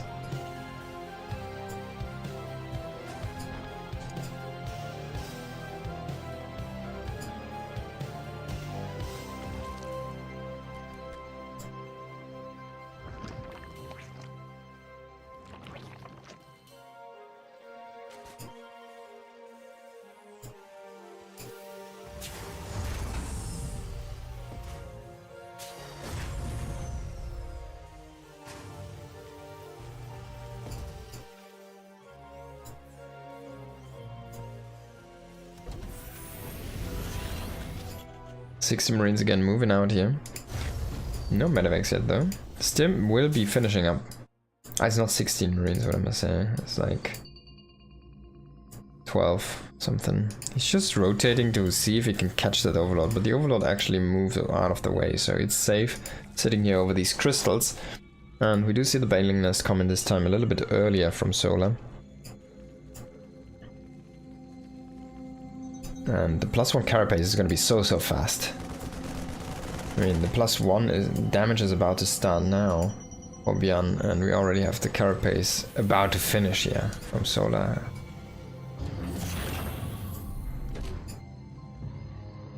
That's going to make his Queens tankier, his Lynx tankier, the non-speed Banelings are going to be tankier. And yeah, the Marine DPS is just going to be reduced quite a bit.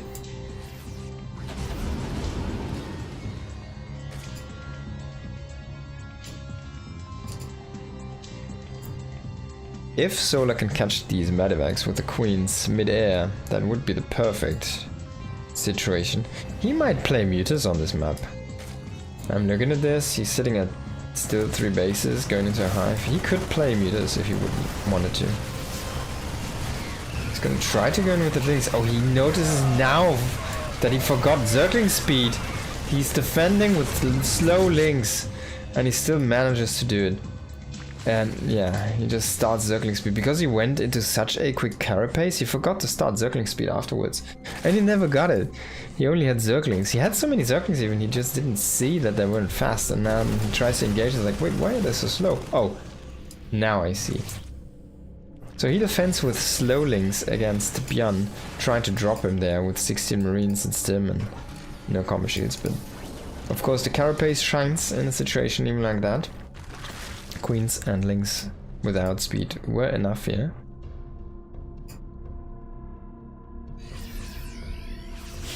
This could have been one of the rare games where you see Baneling speed finish before Zergling speed.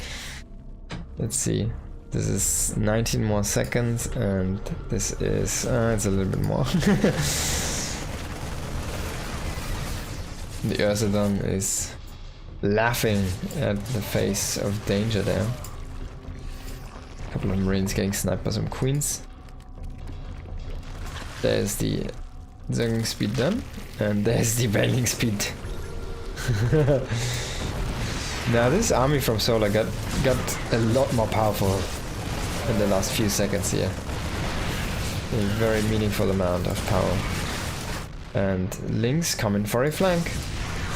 Banes do have their speed. Can he catch the Medivacs? That's the big question. Can he catch the bulk of the Marines? One connection could do it. It does not catch the Medivacs, neither does he catch all of the bio units, but he gets a good chunk. Third CC is done here by Bjorn. Which one will he take? The one I assume over here. He could take this kind of reduced base down here as well. Armory and Engineering Bay coming on the way to finish up more upgrades. Infestation Pit for that potential hive. Bjorn still hasn't given up on this idea to try and kill this base. One Marine has to bite the dust though for this attempt. Two tanks now pushing here in the right side. Bjorn is trying to, I think he tried to drop it on top of these things, but it's not a place where you can put units to. You know, the Banes to come in, the tanks he didn't focus down the base, and Solo's gonna keep it safe, tanks to die. Bjorn is evacuating, he's trying to fight again in the top, he kills a couple queens, no, only one. I guess he killed two, he almost killed three.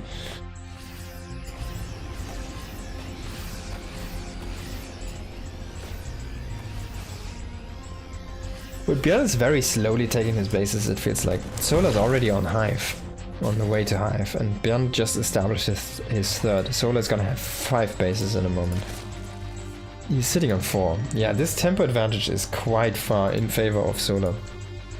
And that's all because he skipped the circling speed for so long. No, actually.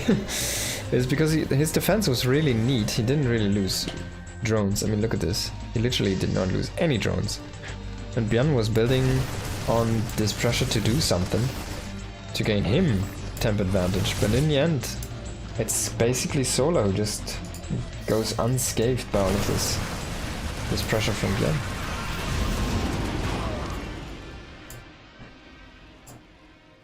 He just has enough units, he even takes another base over here. This is also like, it's a small base, that's so cute. I really like these small bases. You can fully saturate this with 8 drones. And then 11 drones basically is the maximum for that base to be efficient. Adrenaline on the way, he's going into the Ultralisk cavern. But Bjorn, I mean, he gets a cancel here now on this base, he tries to kill the drone, but that doesn't work out. Queens are coming again in for the assist, and they do get a big kill on the full Medivac here. Bjorn is just struggling so hard to find any openings, and he...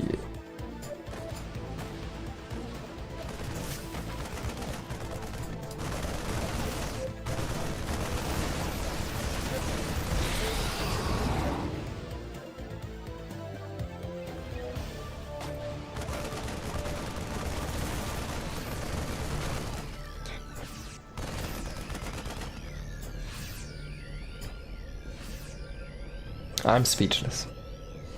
I hope you guys were speechless as well. We just saw that. We saw the accidental swarm host try to hit the base, and then Bjorn actually microing against it. The swarm host launches the Locust. Bjorn picks up his Marines, drops them again, and does kill the Locust before they even get off one shot. But there's the big engage. Coming in, sniping a few SCVs here. In the end though, the big fight does not go too well here for Solo, but he doesn't need it to go that well because he already has such a big lead. Because his defense was just so good. He's sitting at 86 drones. He's again engaging here on top of Bjorn's army. And now this time with Ultralisks. No kindness plating again, but I mean, he doesn't really need it at this point. There's so much Link Bane left over here. And this is just too much here for Bjorn to handle. Bjorn was never really, he always kind of kept on losing his units. He was never really accumulating a big mass of Marines and Marauders, and his push was never really strong, never really there. His timing on the expansions was also quite late in comparison. So yeah, really well played by Solo, very nice and clean game.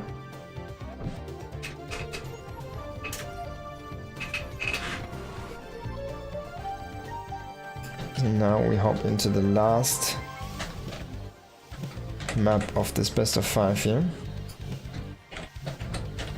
And it's gonna be on satellite years, whatever that means. Bottom right we have Björn, and top left it is solar.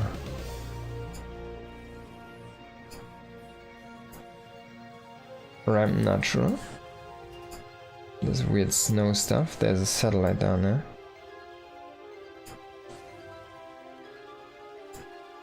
And there's like, oh, look at this. I don't think you can go there, but there's like a path, or maybe it's a worker only path to this dude. I'm not sure. I wonder if you can actually... Oh, this is so cute. I wish I could zoom in more on this, but they have like balloons waiting for them. This is the evacuation path. Oh, this is so cute. What's down there? There's like a fiery thing. Okay. Very interesting map. Again, command center first. Björn doing it again. But it did work once, it didn't really work the second time.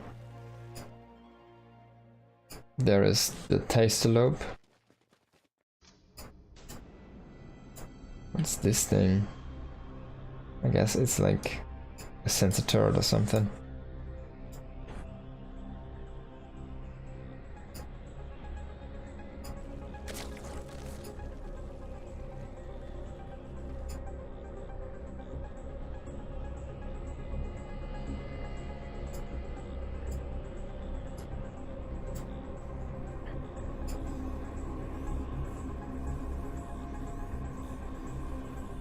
Björn is actually not going for the 2-1-1. He's just going for a command center first barracks opening into a 1-1-1 setup this time. So it's gonna be different. I really thought he would go again into the 2-1-1. Sometimes he tends to be a little bit like a broken record, but it's not the case this time. So that's actually a little bit of trickery here. He's gonna have way faster tech. Edu. Edu. He's speaking some German right now. Edu. Was tust du da?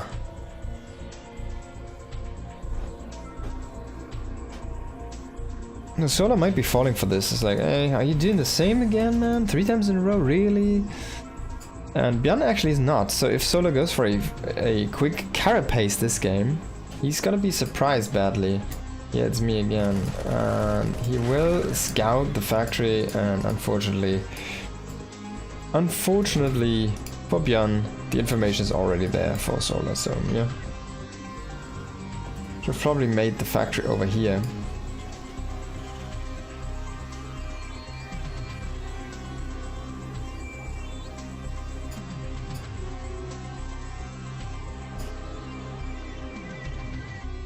Starboard on the way, Hellion Banshee most likely is what it's gonna be here.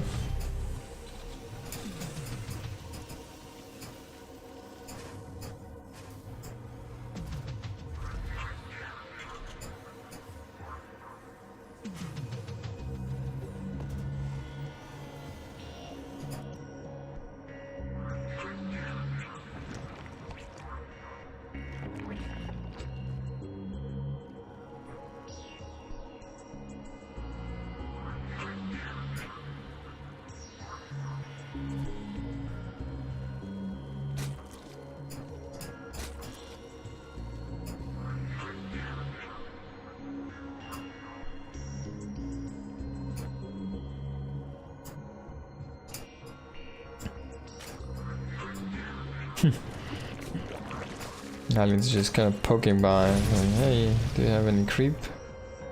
And the Queen's like, no, we don't. And then Alien see it anyways, and they shoot at the Queens. And the Queen's like, what are you doing? And the Hellions, just a job. So Solar is keeping the creep safe here.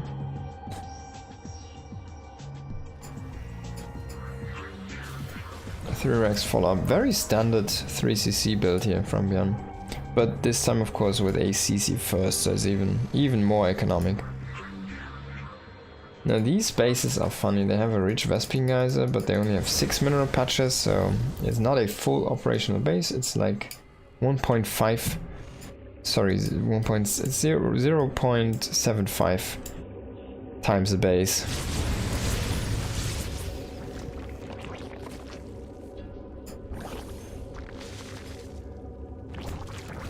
Banshee coming in here. Trying to snipe workers. Man, he's really eating that spore damage. Ooh. He really liked those green balls. They must have some extra spice or something. He still gets 5 kills though. Queen was not in position to assist on the kill for the spore. So pretty good for Bjorn, I'd say. Now losing a couple SCVs is really unnecessary down here. And yeah, he even saw the Lings coming with the Hellions, so definitely unnecessary. Sloppy.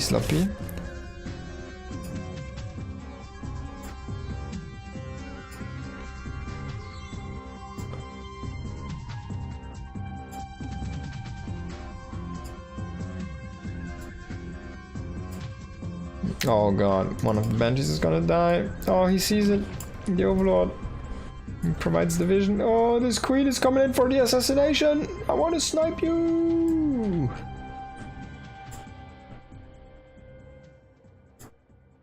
Bjorn stays alive with those Banshees. 1-1. More than halfway done. He's gonna actually go into 6 barracks? Oh, that's not a thing. So no. There are 8 barracks. There we go.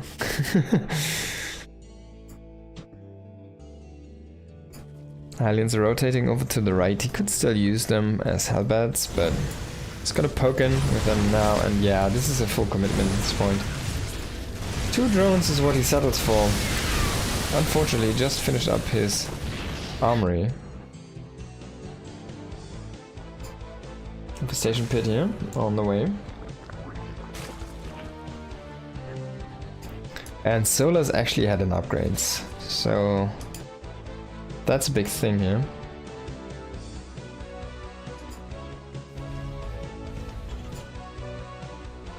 Bjorn might be able to eventually get... Oh god, this is a full-on Atrax. He has no add-ons, he's just gonna go pedal to the metal, make Marine, and send him across. So can he make this happen? Shoots the rock there for a second. Oh, sorry, it's ice. And yeah, already picking up here. He needs kind of to save his tanks. He tried to pick one up, but he didn't unload correctly. Now he does get the second one, but almost loses one of these medevacs here. Maybe, yeah, coming from the high ground is a solid choice, but this Atrax is already kind of ill-fated. It's all about the timing, and this first wave getting pushed like it did, well, that's not gonna go too well for your Atrax here, I feel like, I'm afraid so.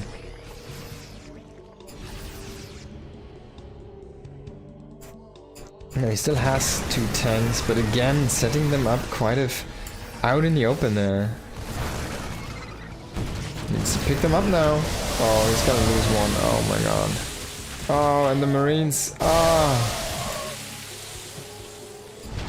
No, he's microing these Banshees, but there's only four drones that he killed with those. So.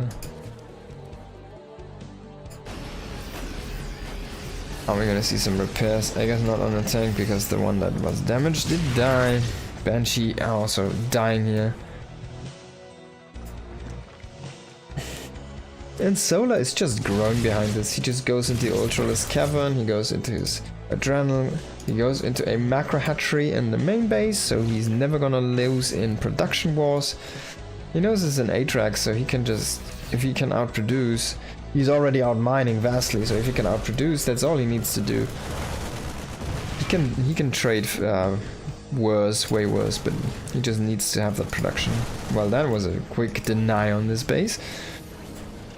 Very ambitious drone. These bases on this map are kind of 2 by 2. He could have taken this base, but it's of course very harassable from the middle area, so he doesn't really want to go for that one. Also, it's not a real base, not full saturation. But it might be a good consideration. Now, Lings for a counterattack, and they are so highly upgraded. They're still missing their Adrenal, but 2-2 Lings are quite nice here. And actually, Bjorn is coming back with some of his units. And he's still losing so much. This army in the front is so weak right now. If Solar would see this, he would immediately jump on this one. He even gets more value here with these Lings. Adrenaline now finished up, so He's so catching so much. This is so cost efficient. It's insane. Can he kill the tank? No, he doesn't. Well, that tank is very adventurous. I got this, guys, is what he says.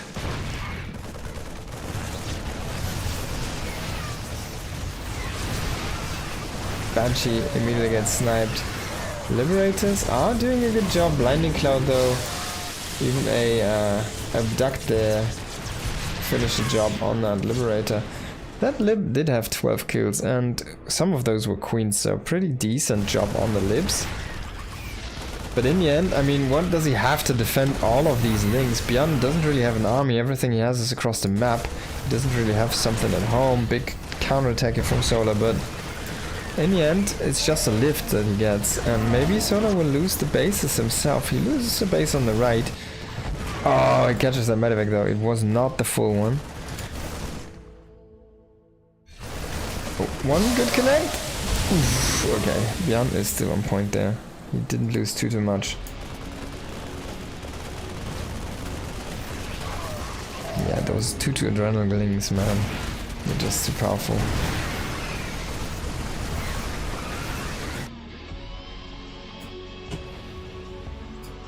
Phew. And the spy on the way. Bjorn does not have anything. Like, he has no money. We can look at this, he's way lower here, but we can also look at this.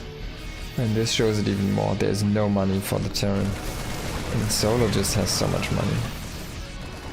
Even though his income is dwindling now, it's still way better than Bjorn's. But coming in though, if he can snipe this base, maybe there's a way back into this, but again, he does snipe the base, but he loses so much at home. One big siege tank shot even into his own worker line, killing 9 SCVs there with friendly fire. It was the perfect stack. The links were on top. Now plus 3/3, finishing for everybody here. Everybody's gonna get it. He gets the Ultralisk Cavern. It stays alive. It stays alive. Oh boy, man, these medevacs are so low.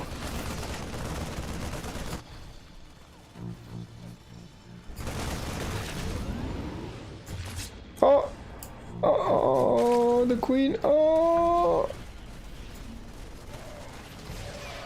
and then he loses it. And now we do have a couple corruptors to chase down these medevacs because he just wants to get rid of this, and this is most likely gonna be the nail in the coffin here. He does kill the Ultra Cavern, so no more Ultras, and he will kill the spawning pool, which immediately do get remade, by the way, so it's not for long. But that might be a trick. Now, if you can build the temple, but Solar still has a big army. Still has 99 links, he still has 21 Banes. It's not like he needs it right now. But if you trade this in this moment, there's no way he can immediately remax. So the army is not getting stronger from Solar during this period. You can see his bank really building up. But this has got to be like 6 Ultras or so, and they'll just be there. He has so many Corruptors. That might be an issue. There's nothing really that they can shoot at. Bjorn did stop Liberator production, but of course cleaning out all medevacs is gonna be quite nice.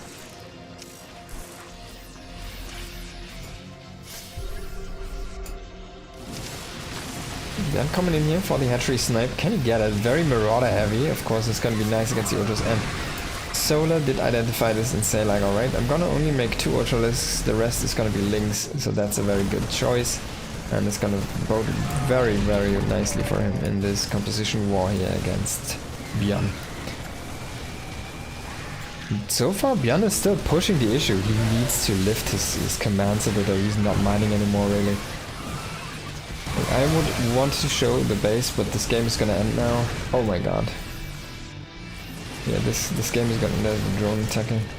Okay, let's check quickly the base. Here is the main base that needs to lift. This base needs to lift. He needs to mine from basically this area, and he can even mine from here.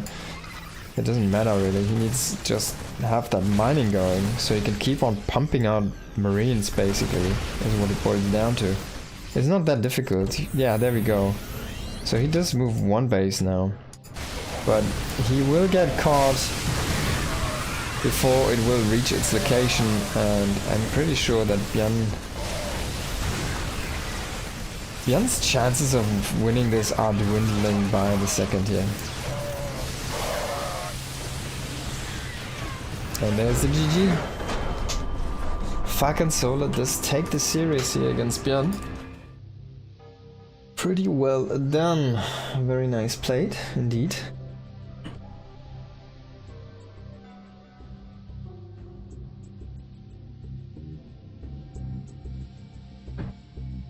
Ooh, what a game. What a series.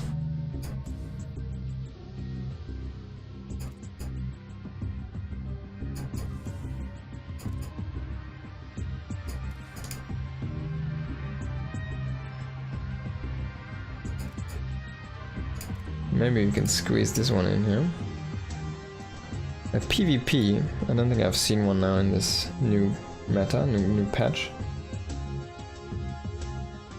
Should have also shifted quite a bit. Oracle's a little bit weaker now.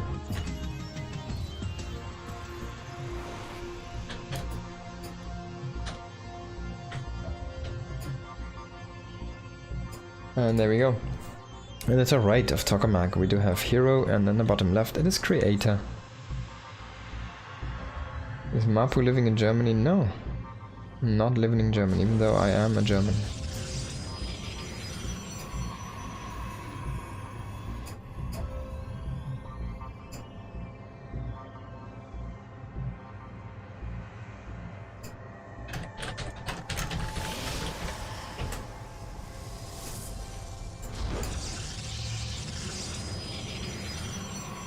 Now let's see how this PvP is gonna work here.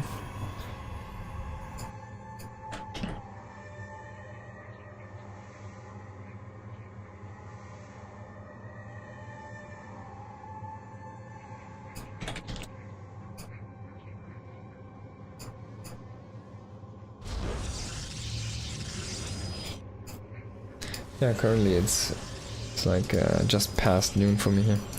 Okay, so Hero is gonna wall this off fully, and he will not allow a scout.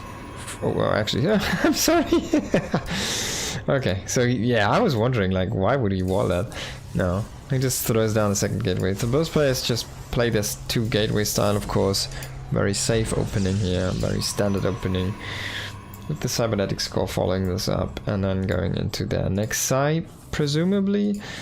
Maybe attack first? I don't think so. It is daytime for me, yeah.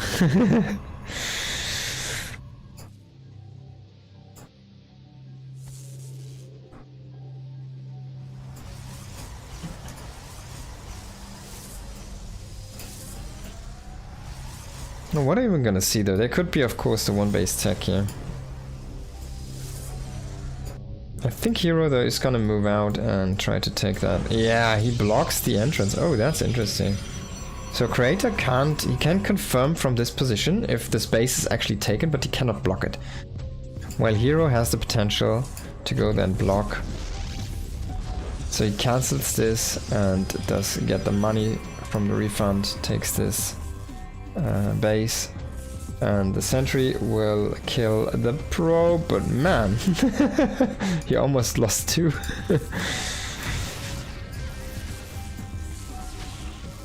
That's pretty bad EU times, I guess, my streaming times. 4:30 is really, really weird. It's probably peak sleep time for most people.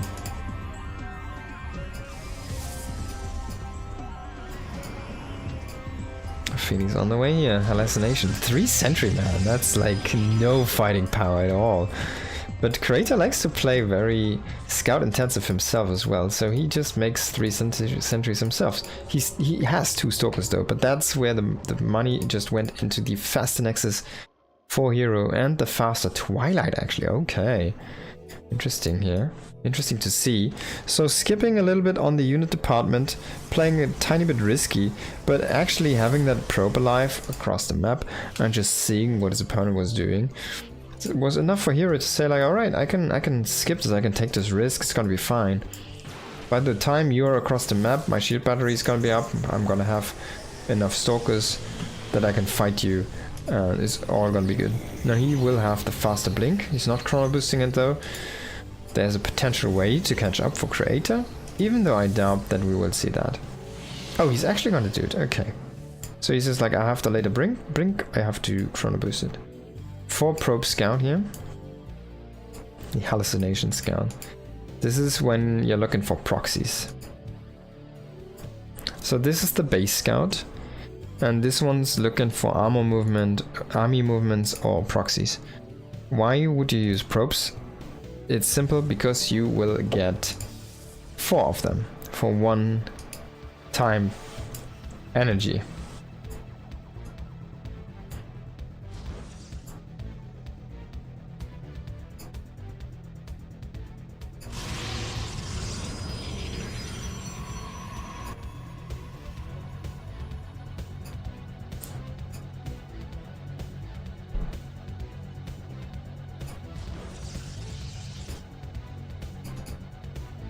Creator is going into that robo follow-up. And it's a forge for Hero. So quite different. Hero made a bunch of Stalkers, but so did Creator, and he has the hallucinations to kind of tank for him. This is quite cute. He even has them in the front, so Hero can't tell if those are hallucinations. Or maybe he saw them. No, he's just going for the sentries. This is where you go. Can sentries hallucinate sentries? I'm not sure actually. I don't think I've ever seen that. But this is where you might want to try that trick as well. To try and just safeguard your sentries.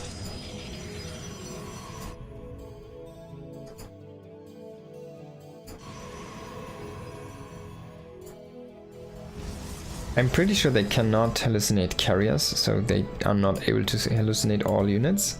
For example, Mothership cannot be hallucinated. There's already 2. I'm pretty sure they can do anything else, or everything else. Maybe no DTs. Would be a cloaked unit, right? Not too sure on that one. So there's actually some limitations to them hallucinating things.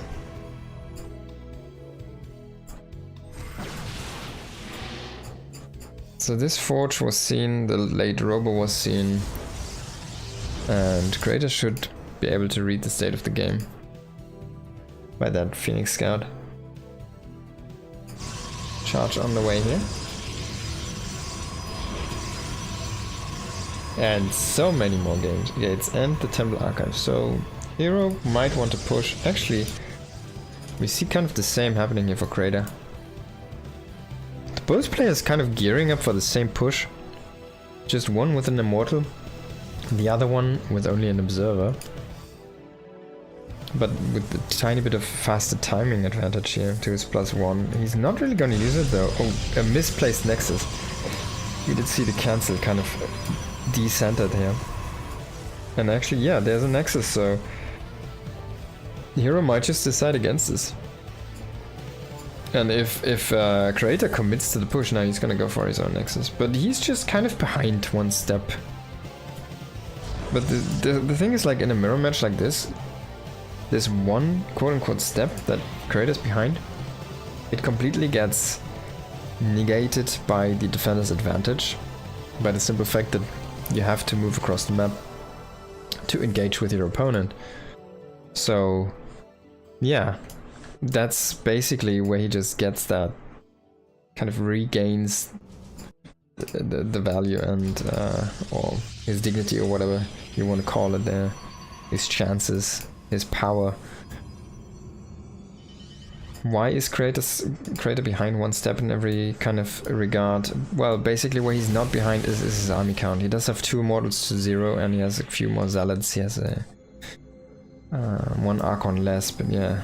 It's basically where he is. Like his army supply used to be a little bit higher now, though Hero has caught up. And they're quite even in army supply, but he was up like 10 army supply for a little bit. It doesn't really matter though if you don't use it, right? So you really want to be behind an army supply until you actually fight, where you want to be even or ahead. It's a very weird concept in StarCraft 2, but yeah, that's how the greed works, how the economy works.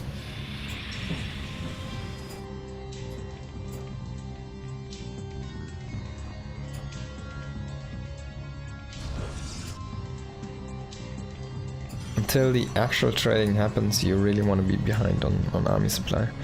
So Hero now is posturing here for an attack. He already has +2 done, but this might just be some trickery. We'll have to wait and see though. Currently the Zealots and everything from here is just a little bit stronger because of that extra +2. He is killing a few probes here, there's not too many dying. 7 in total have gone down.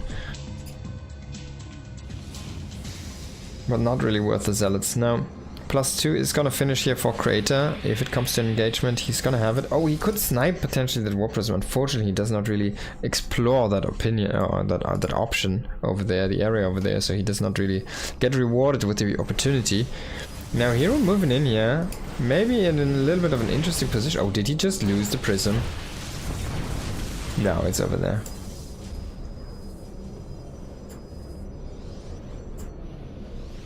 But if this army on the left gets isolated from Creator, he's kind of posturing for a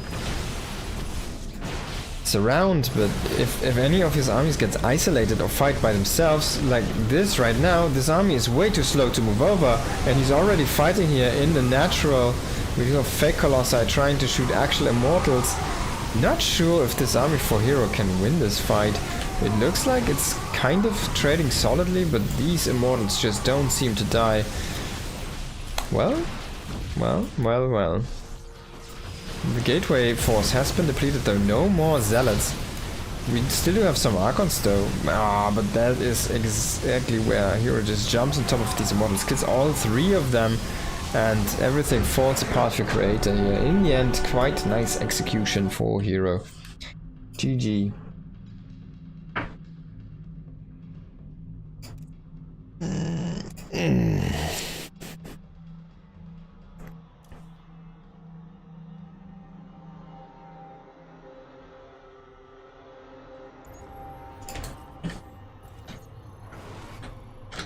Okay. Heroes up 1-0 in this best of 3. And the next map is Leylines. Hero Creator. Creator did look very good until the point where he actually fought the army. And he kind of messed up his engagement there. The flank being way too late. He had an initial good defensive engagement there over on the one side, but the flank needed to be immediately there. And he just didn't do that job correctly. So in the end he was fighting isolated with half of his army, or like 60 or 70% of his army, and the rest just came in too late. And then fought again isolated by itself. So yeah. Quite unfortunate missed engagement there.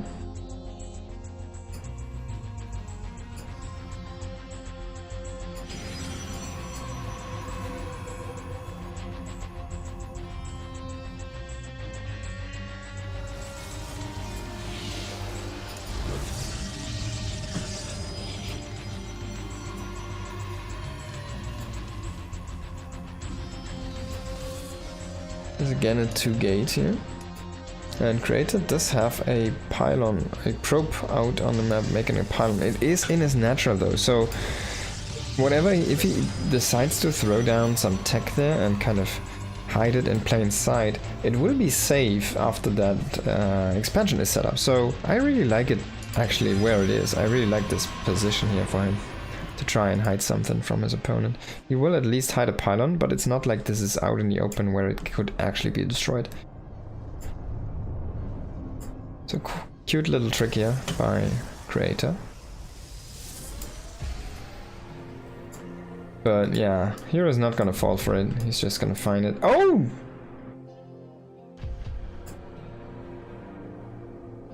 Damn.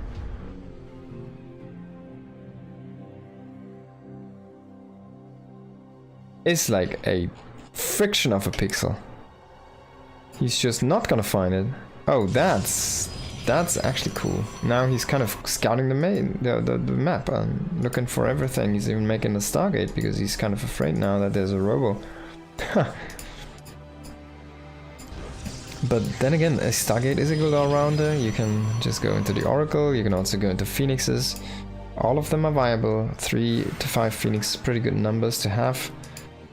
Even up to 7 sometimes. Off 1 gate is a little bit painfully slow to afford though. But sometimes you can just, a couple of lifts can just be the exact advantage you're looking for. Of course, that means that there's gonna be a bunch of adepts here from Hero, and there should be a tell. Like, Crater is probably like, oh, you have 2 adepts already? Where is your gas going? And it can only be a few things. It could be adept glaives. It could be a proxy robo. But that's where you really are actually looking for stalkers and sentries still. So he's kind of checking, hey, is this glaives or is this something else? And it is a Stargate and he sees it, and that's exactly what he needed to find. Now if he just adjusts properly and doesn't lose silly to some adepts just shading into his base and doesn't lose too much to the Oracle, well, then he should be fine. But that's already 6 workers down, and there comes the Oracle. Well, he flies into 3 stalkers though. I'm a little bit baffled by this because, I mean, there's nothing at the natural, I guess, but yeah.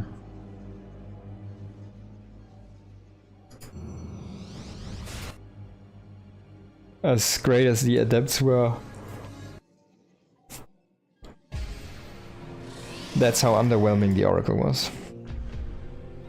Blink on the way. Of course, Blink quite late here for Hero. He made 2 Oracles, he lost 1 already, and this one's not gonna deal any damage. Of course, Oracles have been... they received a nerf. In case you did not know, the stasis trap is not as...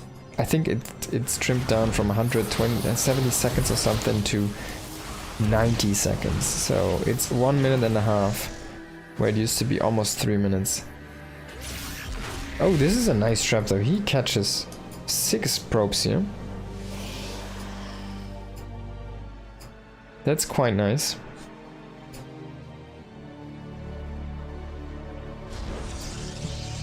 And that's 21 seconds. Of 6 guys not mining, look at that. There they go. And this pylon was just seen by the Oracle, so... Hero knows what's up. He can just go over there and kill that one. There's the army though. He doesn't know where the army is, that's the issue. The army is in the bottom. He's setting up a stasis trap, but we can check out the timer. It's only 90 seconds now. This is gonna go away so slow, so fast.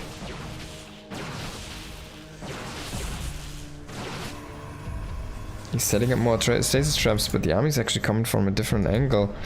That being said though, this is not a powerful army by any means, so I doubt that Crater is gonna actually commit with this.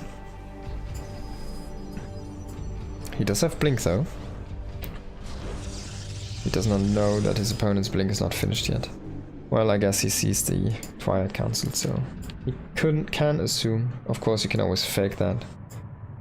Oh, he's gonna trigger the first stasis trap. Is he gonna walk into the next one? Shite, yeah, he does. 4 stalkers get stuck. Once Blink is online... Oh, Blink's gonna finish before they unfreeze, do they?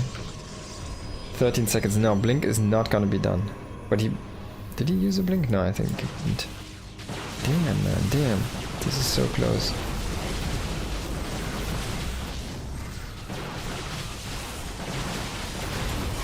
So the stasis trap wears off, and Crater gets a decent fight. But whose micro is better in the end here? Looks like Hero is kind of controlling his stalkers a little bit better than Crater. Of course, the faster reinforcements here are gonna help, the shield battery is gonna help, a few probes to help tank, and he can still pay with a few more probes. Of course, this Oracle is killing 7 more during this time across on the enemy side here, so that really puts a timer on Crater, who did go for a 3rd base himself, But he just does not have any props at all. He's sitting at 37 against 49 from Hero, so Hero can lose 15 more workers and still be very, very good. He just needs to make sure that he does not literally die in this very moment over here. It's 4 gates to 4 gates here. We do have a forge for Hero, and he's actually going into charge, so he's already starting the transition. Meanwhile, Creator is just trying to go ham on these Stalkers, but I don't think he's gonna be able to break Hero there. He needs something else. He needs something to come through here for him and open up a pathway. He's starting to lose more and more hull damage here, or hull HP on those Stalkers. Even Zealots now coming in here without any charge. And Hero? I mean, he can still pull probes. He's about to have a very low nexus here, but I think he's about to engage here on top of that army. Maybe he's just patiently waiting for more, making one more shield battery. He does not have an overcharge right now. Maybe he's waiting for that last bit of energy before he does anything. The Oracle is coming back. He did just F2 everything, so Hero, can he make his hold happen? We do have a few more Stalkers for Creator, and Hero is gonna start to pull the probes. He brings back the Oracle. The Oracle doesn't do anything. It doesn't have any energy. And yeah, but Hero is starting to swing the battle. The Stalkers number now favor our red Protoss player here. He did not lose the base. He lost again a bunch of probes, but it doesn't matter because he's still up 17 and this army is dwindling for Creator. Shield batteries have been healing a lot. GG is called, and Hero does take the W and takes the series 2-1. Oh, sorry, 2-0. And that's gonna be it for me today. Thank you everybody for watching. I hope you had a good time. Again, thanks for RuSC for the big raid here. And thank you everybody who stuck around. I'm gonna see who we can find for the follow-up raid. And then we're gonna be back next week. On basically yesterday in 1 week, so in 6 days we're gonna be back with the next stream. I hope. Yeah, next week should be fine. Maybe not. Oh damn. Maybe not. I don't know. Maybe not. Maybe it's gonna be in 2 weeks, but it should be there eventually. So yeah, thank you everybody for tuning in. See you again soon. Peace.